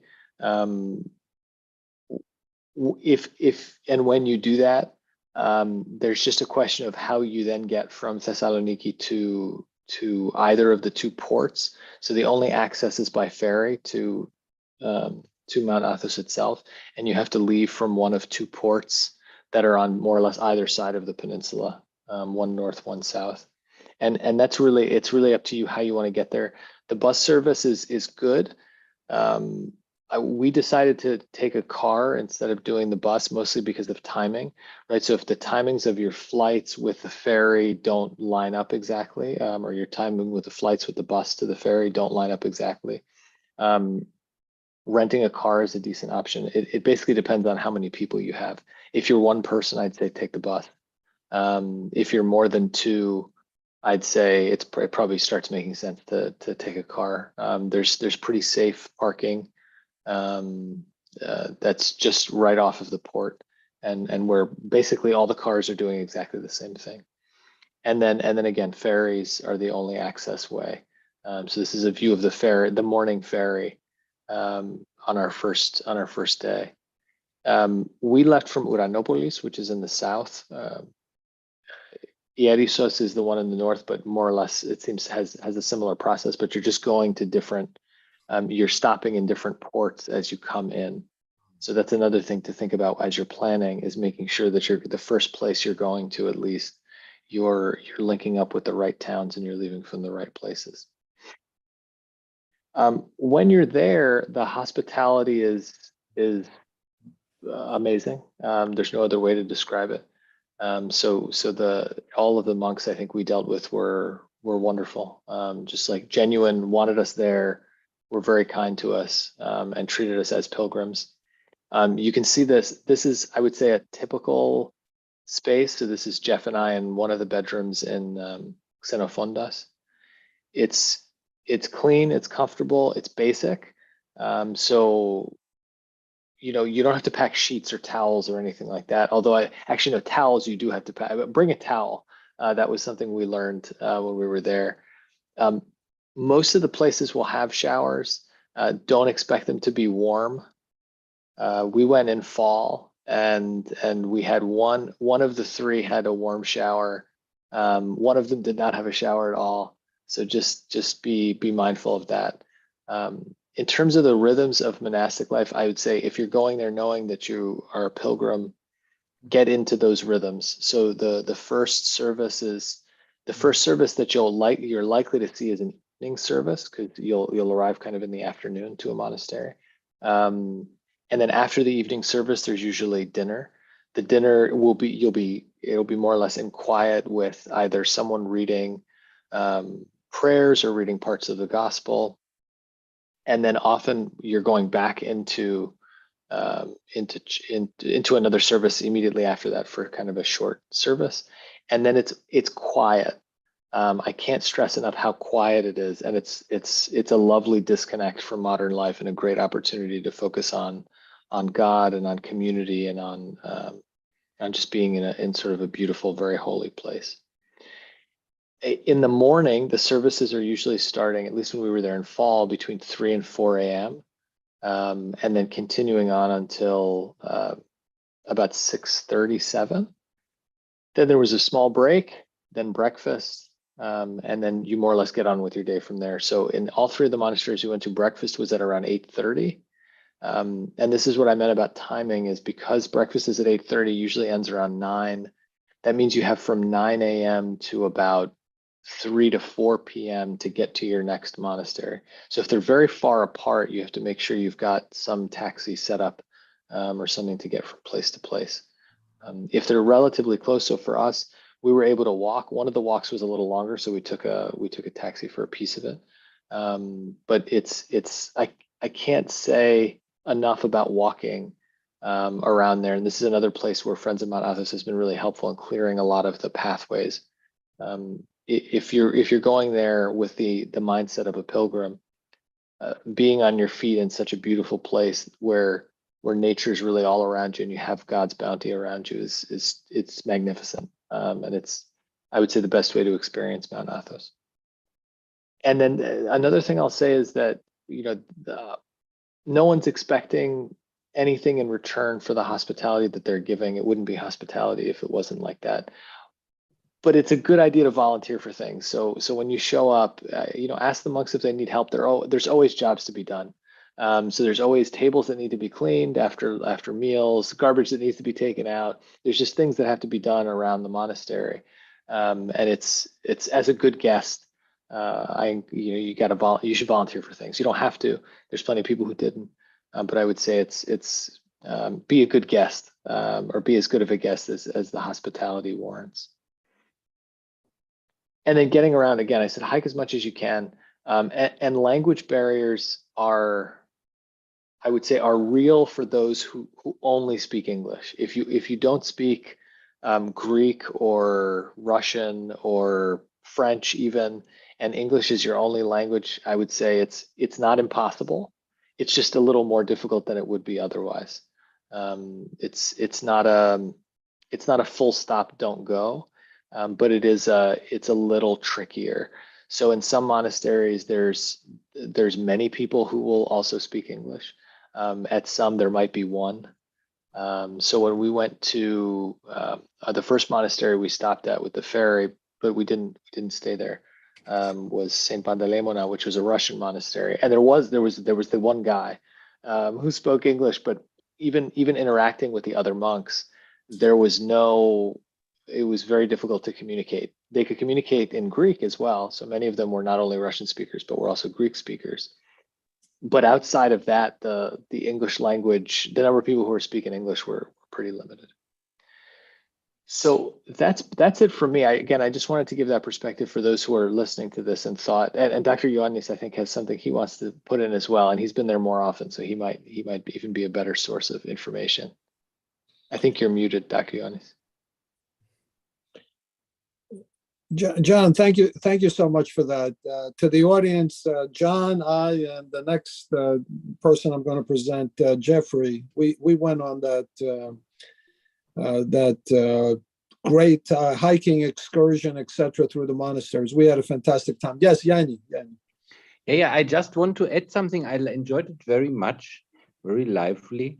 The question about women. It is true that in Mount Athos proper, women cannot enter. But yes, if you consider the many metochia, this means 95% of the possessions of Mount Athos, they are allowed. So if you want to visit as a woman Mount Athos art, you can visit the hundreds of churches and chapels in the metochia. Now, and one abbot of Simonopetra, who I estimate very much, this is Abbot Eliseos, he even constructed on one of the metochia a house for women refugees from Syria. No, there are about 20 nuns from the Near East, most of them traumatized. This is not on the southern tip of the peninsula, but it belongs to the metochia of Mount Athos. So if you want to see Mount Athos art, you can visit all these chapels, churches, all the many metochia which appear in the Ottoman archive. amazing. Thank you, John. And Jeffrey also, who I'm going to introduce in a second. You guys are up late because you're in Sharjah right now in the UAE. So thank you for being there, John. Let me ask you one question. The monk that picked us up for just a kilometer or two, what monastery was he in? He was from Pantokrator, and they were looking to construct a Skete, which is just sort of a generic catch-all term for any kind of outcropping from the main monastery dedicated to Aya Anna. He was a relatively young monk, Greek monk, who just happened to pick us up because we looked like we were struggling on the uphill up to Karye. Well, we were walking some long distances. At some point, we were doing 16 kilometers in a day, which I thought was fantastic. Yanni, let me ask you a question. If you can do, I'm bringing this up, but find out if Pantokratora is actually building this small skete or what have you of Aya Anna. The young monk had indicated that it would be about 60,000 euros to build it. And to me, that seemed like a very small amount. But find out, and the reason why I'm mentioning it, get back to me, and I would like to raise money actually to build that little skete at Pantokratora to Aya Anna. So if you can, just separately find out about that, communicate with me, and I will try to raise some money to actually build that skete. Our next presenter is Professor Jeffrey Baker. Jeff is a professor also at the School of Business at the American University of Sharjah, near Dubai in the United Arab Emirates. He teaches classes on mobile apps, business analytics, and fintech or financial technology. His academic research focuses on IT strategy, with emphasis on strategic alignment and strategies in electronic commerce. Beyond the daily duties of teaching and research, Jeff finds mentoring students to be the most rewarding part of his work. Jeff is originally from the United States. He grew up in Texas and now maintains a summer home in Colorado. He has been married to Cindy for 22 years, with whom he loves to travel. Cindy is a runner. Jeff is an avid golfer, and both love to cook. They're active members and have been great friends at the Fellowship Church in Dubai. Before his career in academia, Jeff worked as a young pastor and college pastor at Protestant churches in the United States. Perhaps most interesting for today's panel, Jeff will provide a Protestant's perspective on the pilgrimage to Mount Athos. Thank you, Jeff, for being with us today. Thank you, Lou. Thanks for the introduction, and thank you to the other panelists. It's been an honor to be part of such a distinguished group here today, and I hope that I can contribute something equally as interesting. It's going to be different. I'm not giving an academic presentation as some of our earlier speakers have, but more some personal reflections that I've had as a Protestant, as someone who loves Jesus and has participated in the pilgrimage to Mount Athos, which is something that a lot of Protestants don't do. And it's just, it's been a unique experience, and I've had several opportunities to reflect on that, and I'd like to share some of my thoughts. I do have just a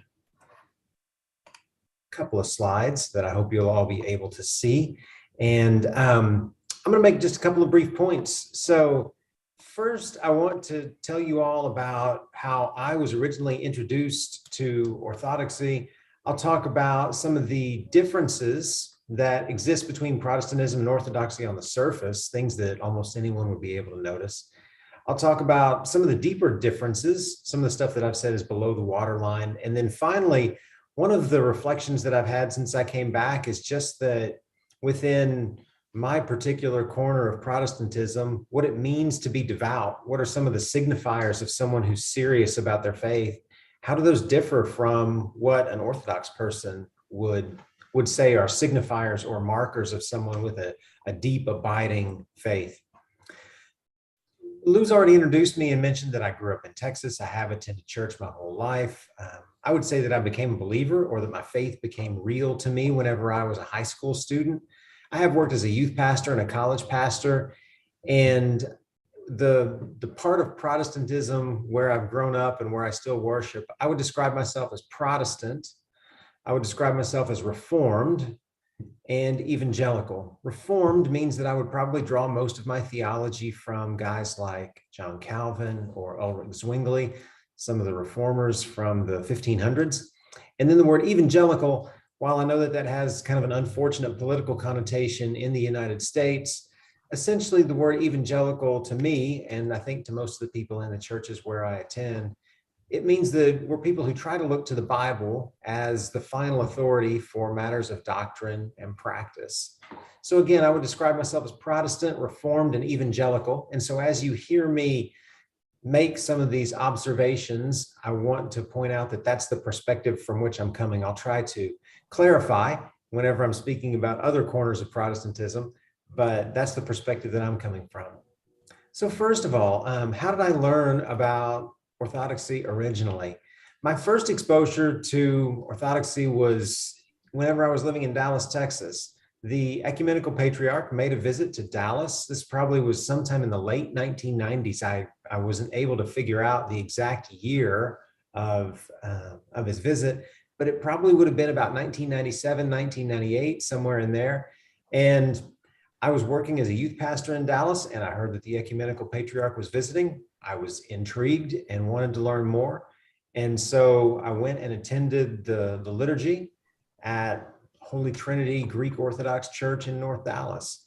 I can recall walking away from that experience, reflecting on the depth of the liturgy. It was something that didn't exist within my church, and just how much scripture was embedded in the liturgy. I had been exposed to liturgy in some of the congregations where I had worshiped, but nothing with the depth that I felt like I experienced there.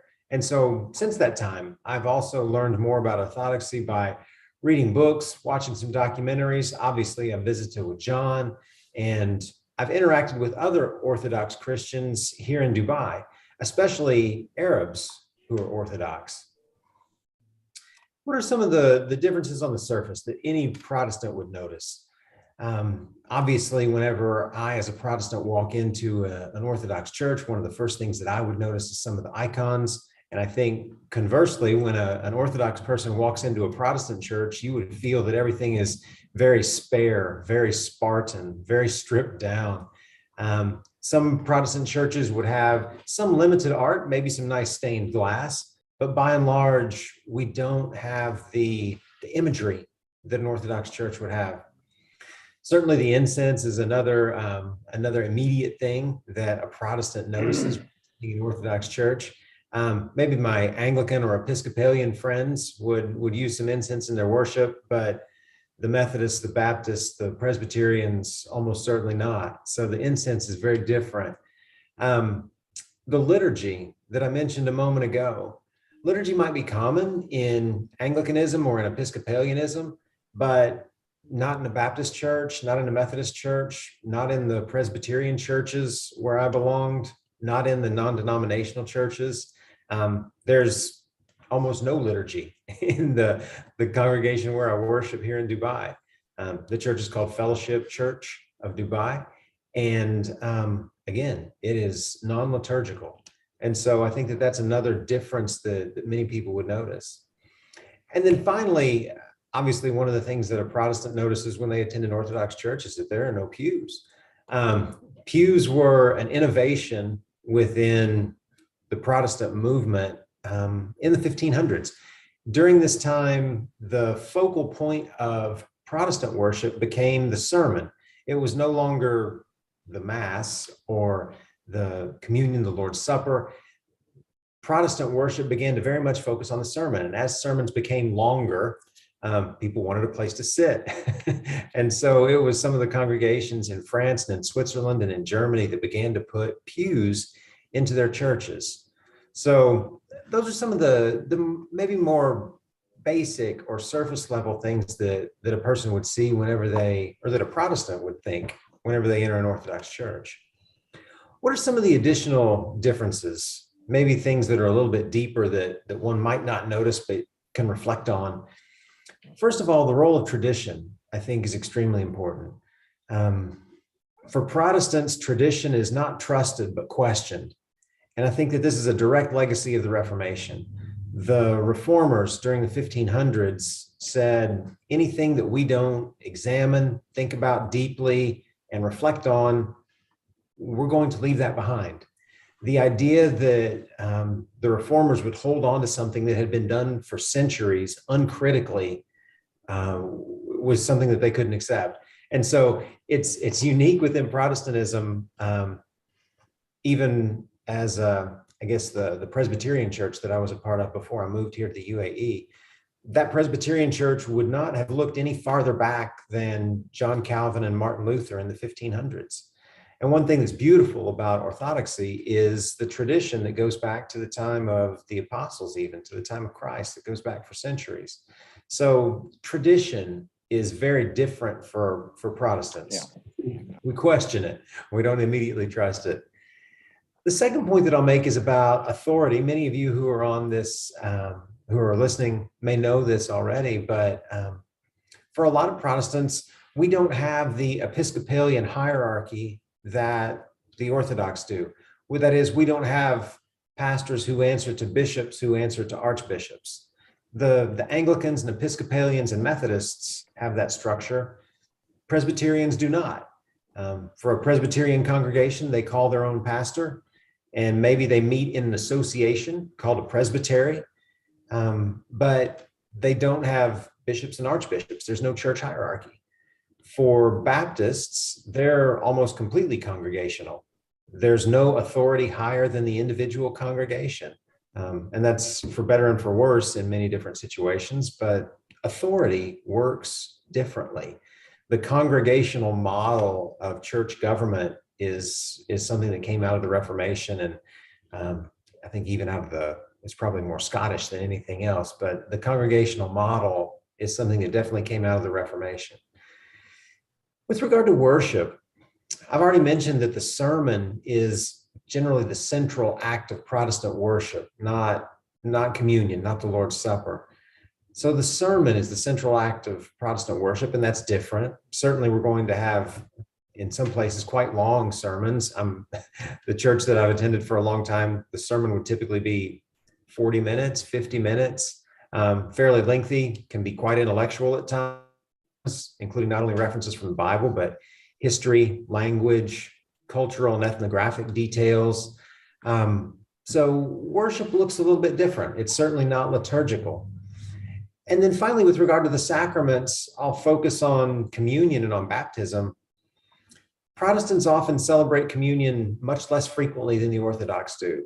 In many Protestant churches, it would be common to celebrate communion once a month. I think that the Scottish Presbyterians would be the least frequent on that, and it would be about 3 times a year. And this is a direct legacy of the Reformation as well. Pastor Ulrich Zwingli in Switzerland in the 1500s observed that the members of his congregation had a superstition around communion, around the Lord's Supper, the Mass at the time they would have called it. And his people felt like if they did not receive communion, they couldn't be forgiven of their sins. And he used this as an opportunity to teach and say, you're still forgiven, even if you don't take communion today. And to make his point, he didn't serve communion. And so that's where the Protestant church began to get away from the idea of weekly administration of that sacrament. Again, the Scottish Presbyterians are probably the least frequent. If you were a Scottish Presbyterian, you'd get communion about 3 times a year. Most Protestant churches seem to have settled on about once a month. The other sacrament that I'll mention is baptism. Obviously, in the Orthodox Church, infant baptism is the practice. And infant baptism is common in Anglicanism, in Episcopalianism, Methodism, and also in Presbyterian churches.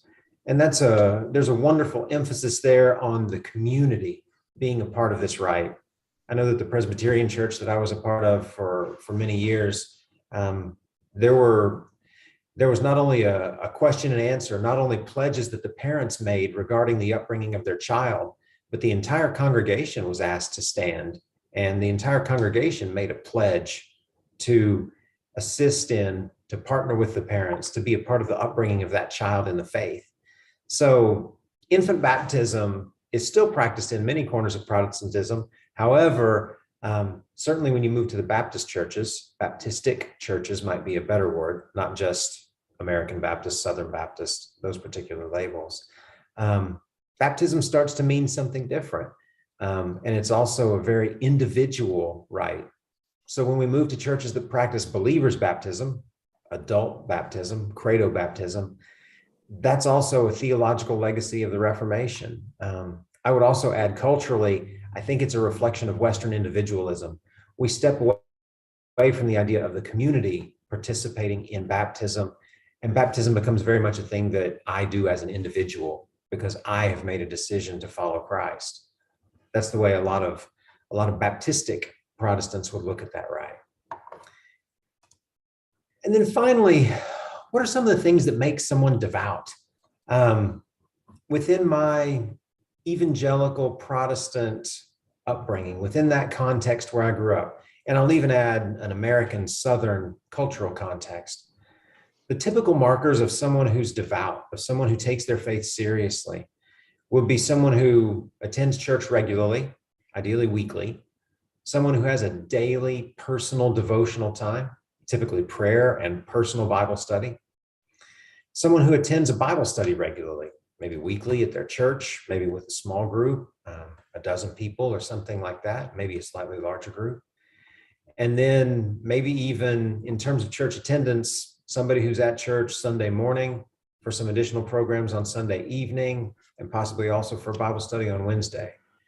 So these would be some of the signifiers of what is a Protestant who takes their faith seriously: regular church attendance, daily Bible study, regular Bible study, and then worship multiple times a week. For Protestants, there's not a huge emphasis on fasting. There's not a huge emphasis on regularly receiving communion. The idea of having a spiritual father is not something that Protestants would really talk about. Also, an awareness of the saints or different feast days. Many Protestants have really stepped away from the idea of saints or from the Christian seasons, the annual church calendar. And so some of the things that I think are signifiers within Orthodoxy, again, the regular fasting, receiving communion, having a spiritual father, observing the feast days and knowing about the saints. If an Orthodox person were to talk to me about these, many Protestants would still say, yes, but when do you go to Bible study? or, how often are you going to church? And so I think sometimes we misunderstand each other and fail to appreciate the beauty and the depth of the commitment that we each have and express in different ways. Thank you. I'd be happy to answer any questions if anybody has some. Otherwise, I'll hand this back to you, Lou, for the rest of our time together. Thank you. Jeff, thank you for that. I think out of respect for everyone's time, because most of you are in difficult time zones. I know for the people in Sharjah, it's past 1 o'clock in the morning, and certainly past 11 o'clock for those in Greece. So what we'll do is just wrap it up if we can. Just some final words from each panelist. Yes, please, Yanni. Yeah, I just want to add something, because this to a certain degree coincides what Jeff said. No, some people could, if you listen to Tassos Nikopoulos' words and also what I said, it is also the question of the public role of religion in a society. And you justly mentioned Western individualism. The question is now, I said the Ottomans were using Sharia. Tassos Nikopoulos said the Ottomans, concerning Mount Athos, were using the Byzantine customary law. No, the main point is, and this goes deeply to our European, North American, Western identity, is Sharia is normally considered as the per se other of our Western civilization. No, they think Sharia is where they stone down women and where they cut your hand. The main point, and this is something to understand Mount Athos well, I think, is that this does not hold for Ottoman law. Ottoman juridical practice could officially be based on customary law, so the laws and customs you find in a certain region. It could be based on sultanic law, which was completely secular. The idea that there is only a religious law in Islam is wrong. This is a lie or due to ignorance. Or it could be based on these Sharia compendia from the Middle Ages, normally in Arabic. Every Ottoman judge, for example, the judge in Thessaloniki, had the choice which of these three sources he could choose. No, you can say, for this case on Mount Athos, I choose sultanic law, or I choose secular law. So the complex of coexistence of different systems of laws in the same region of Macedonia and Thrace is extremely complicated, because nobody forced an Ottoman judge to apply Sharia. If some people in Turkey say this to you, this is simply, or it is a lie, or it is ignorance. So what you have now in the United States is similar to this situation, where you have very different systems of believing, of how to regulate everyday life in the sense of Max Weber. And of course, you mentioned Zwingli and so on. This is completely true. Nobody has so far investigated. Some attempts have been done by his Lowry, luckily, to see how these many juridical systems in Macedonia, in and around the metochia of Mount Athos, between all these different traditions interacting during these 500 years of Ottoman domination. 500-year Ottoman, as long as 500-year Byzantine domination over Mount Athos. This is what I had to say. Thank you for that.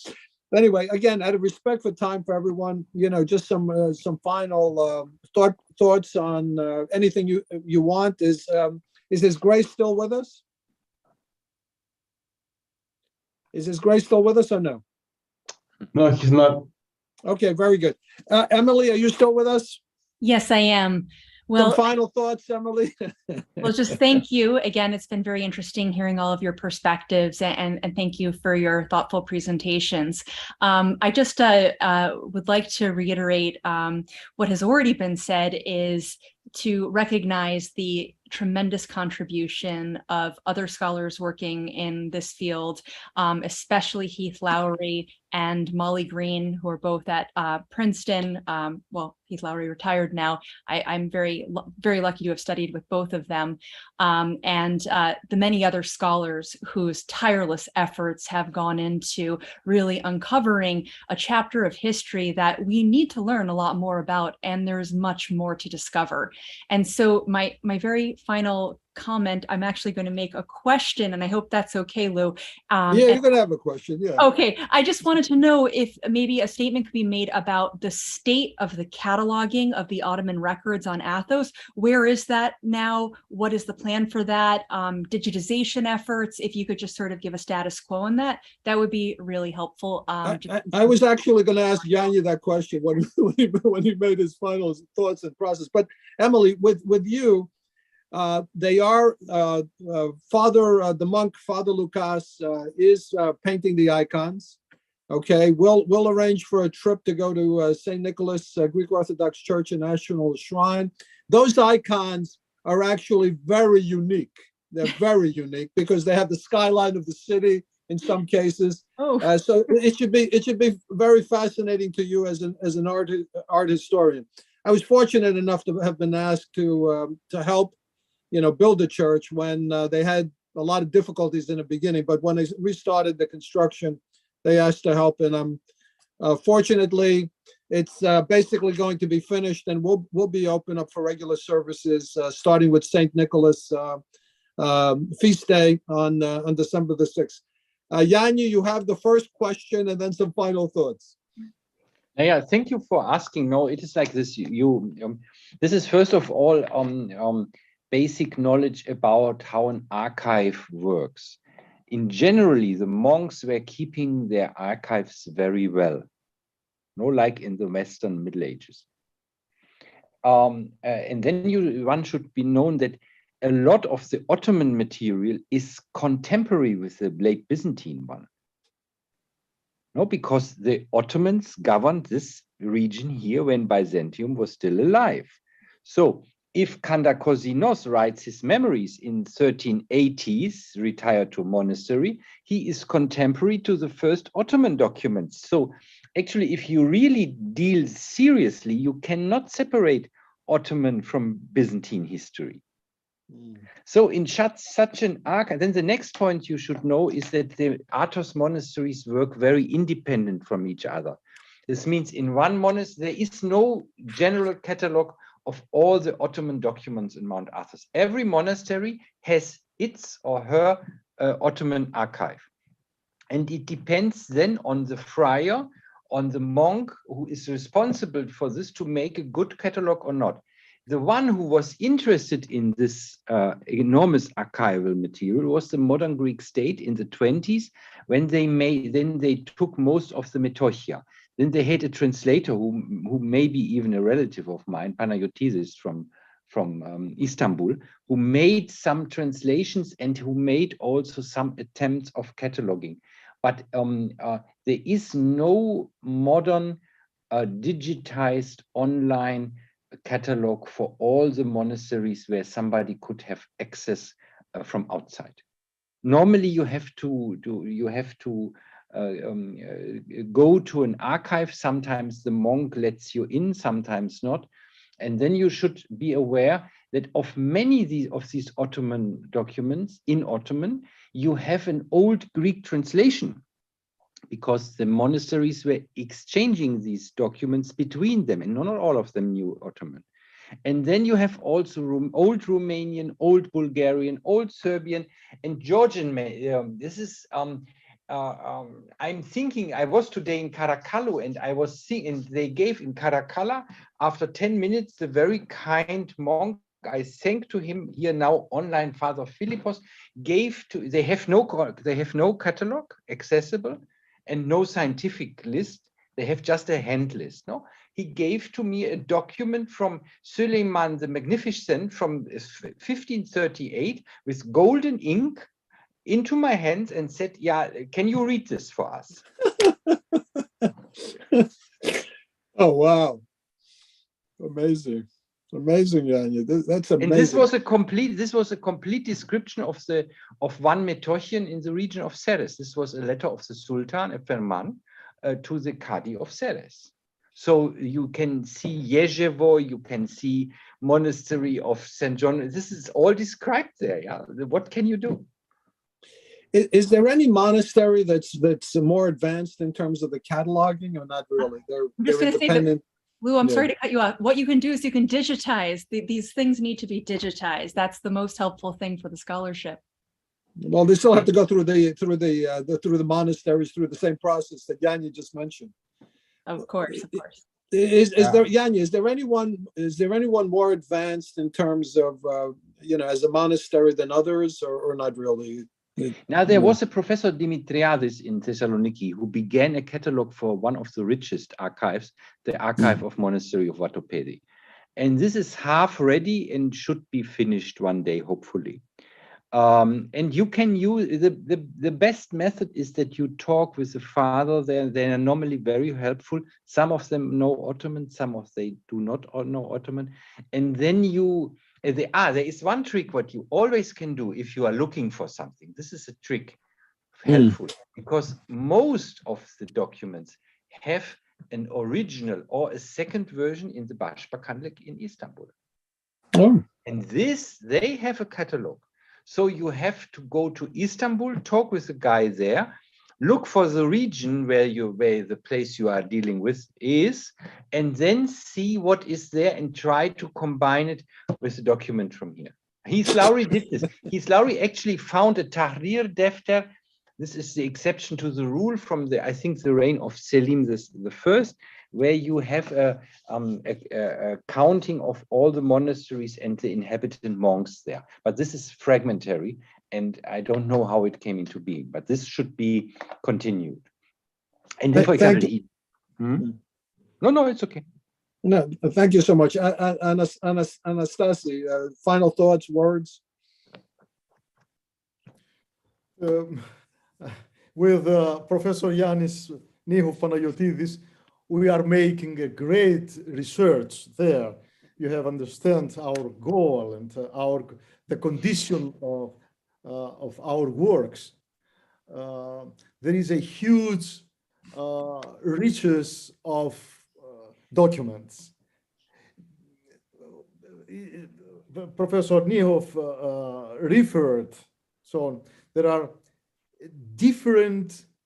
ancient different documents of Byzantine world, Armenians, Georgian, Serbians, Bulgarian, Russians, and Ottomans. Many Ottomans documents unknown for all over the world, without catalogs, without an evaluation. We just make efforts into an ocean of historical deeds of great importance for the history of East Mediterranean world, maybe of course for Balkan history, and sure for European history. Thank you so much for that. I mean, one of the good things, I think, is that from what I've gathered, there's a lot of younger monks who are educated, etc., and some of them are helping with this process. But I imagine even with them, it's going to take, I would imagine, several decades to go through these records and try to, put them together. It's going to be a phenomenal work. John had to drop off. It was like 1:30 in Sharjah. He's got classes tomorrow. Jeff, would you like to give us some final thoughts? Yeah. I was just going to say thank you again. It's been a delight to meet everyone here. I appreciate the invitation, and it's been an honor to speak to everyone in your audience. So thank you so much. No, thank you. And I'd love to do this again. And Yanni, from what, again, if you can, just find out for us if there's in fact going to be raising of funds for the Aya Anna And again, if there is, I'm going to, at least in the United States, take on that task of trying to raise the money, the 60,000 euros, to support that effort. I'm not sure if that's the amount, but that's basically what was stated by some young monk. To the audience, thank you again for being here, listening to this amazing discussion that we've had. Our next event is going to be on December the 11th. It's going to be the third Hellenic Energy Independence Forum.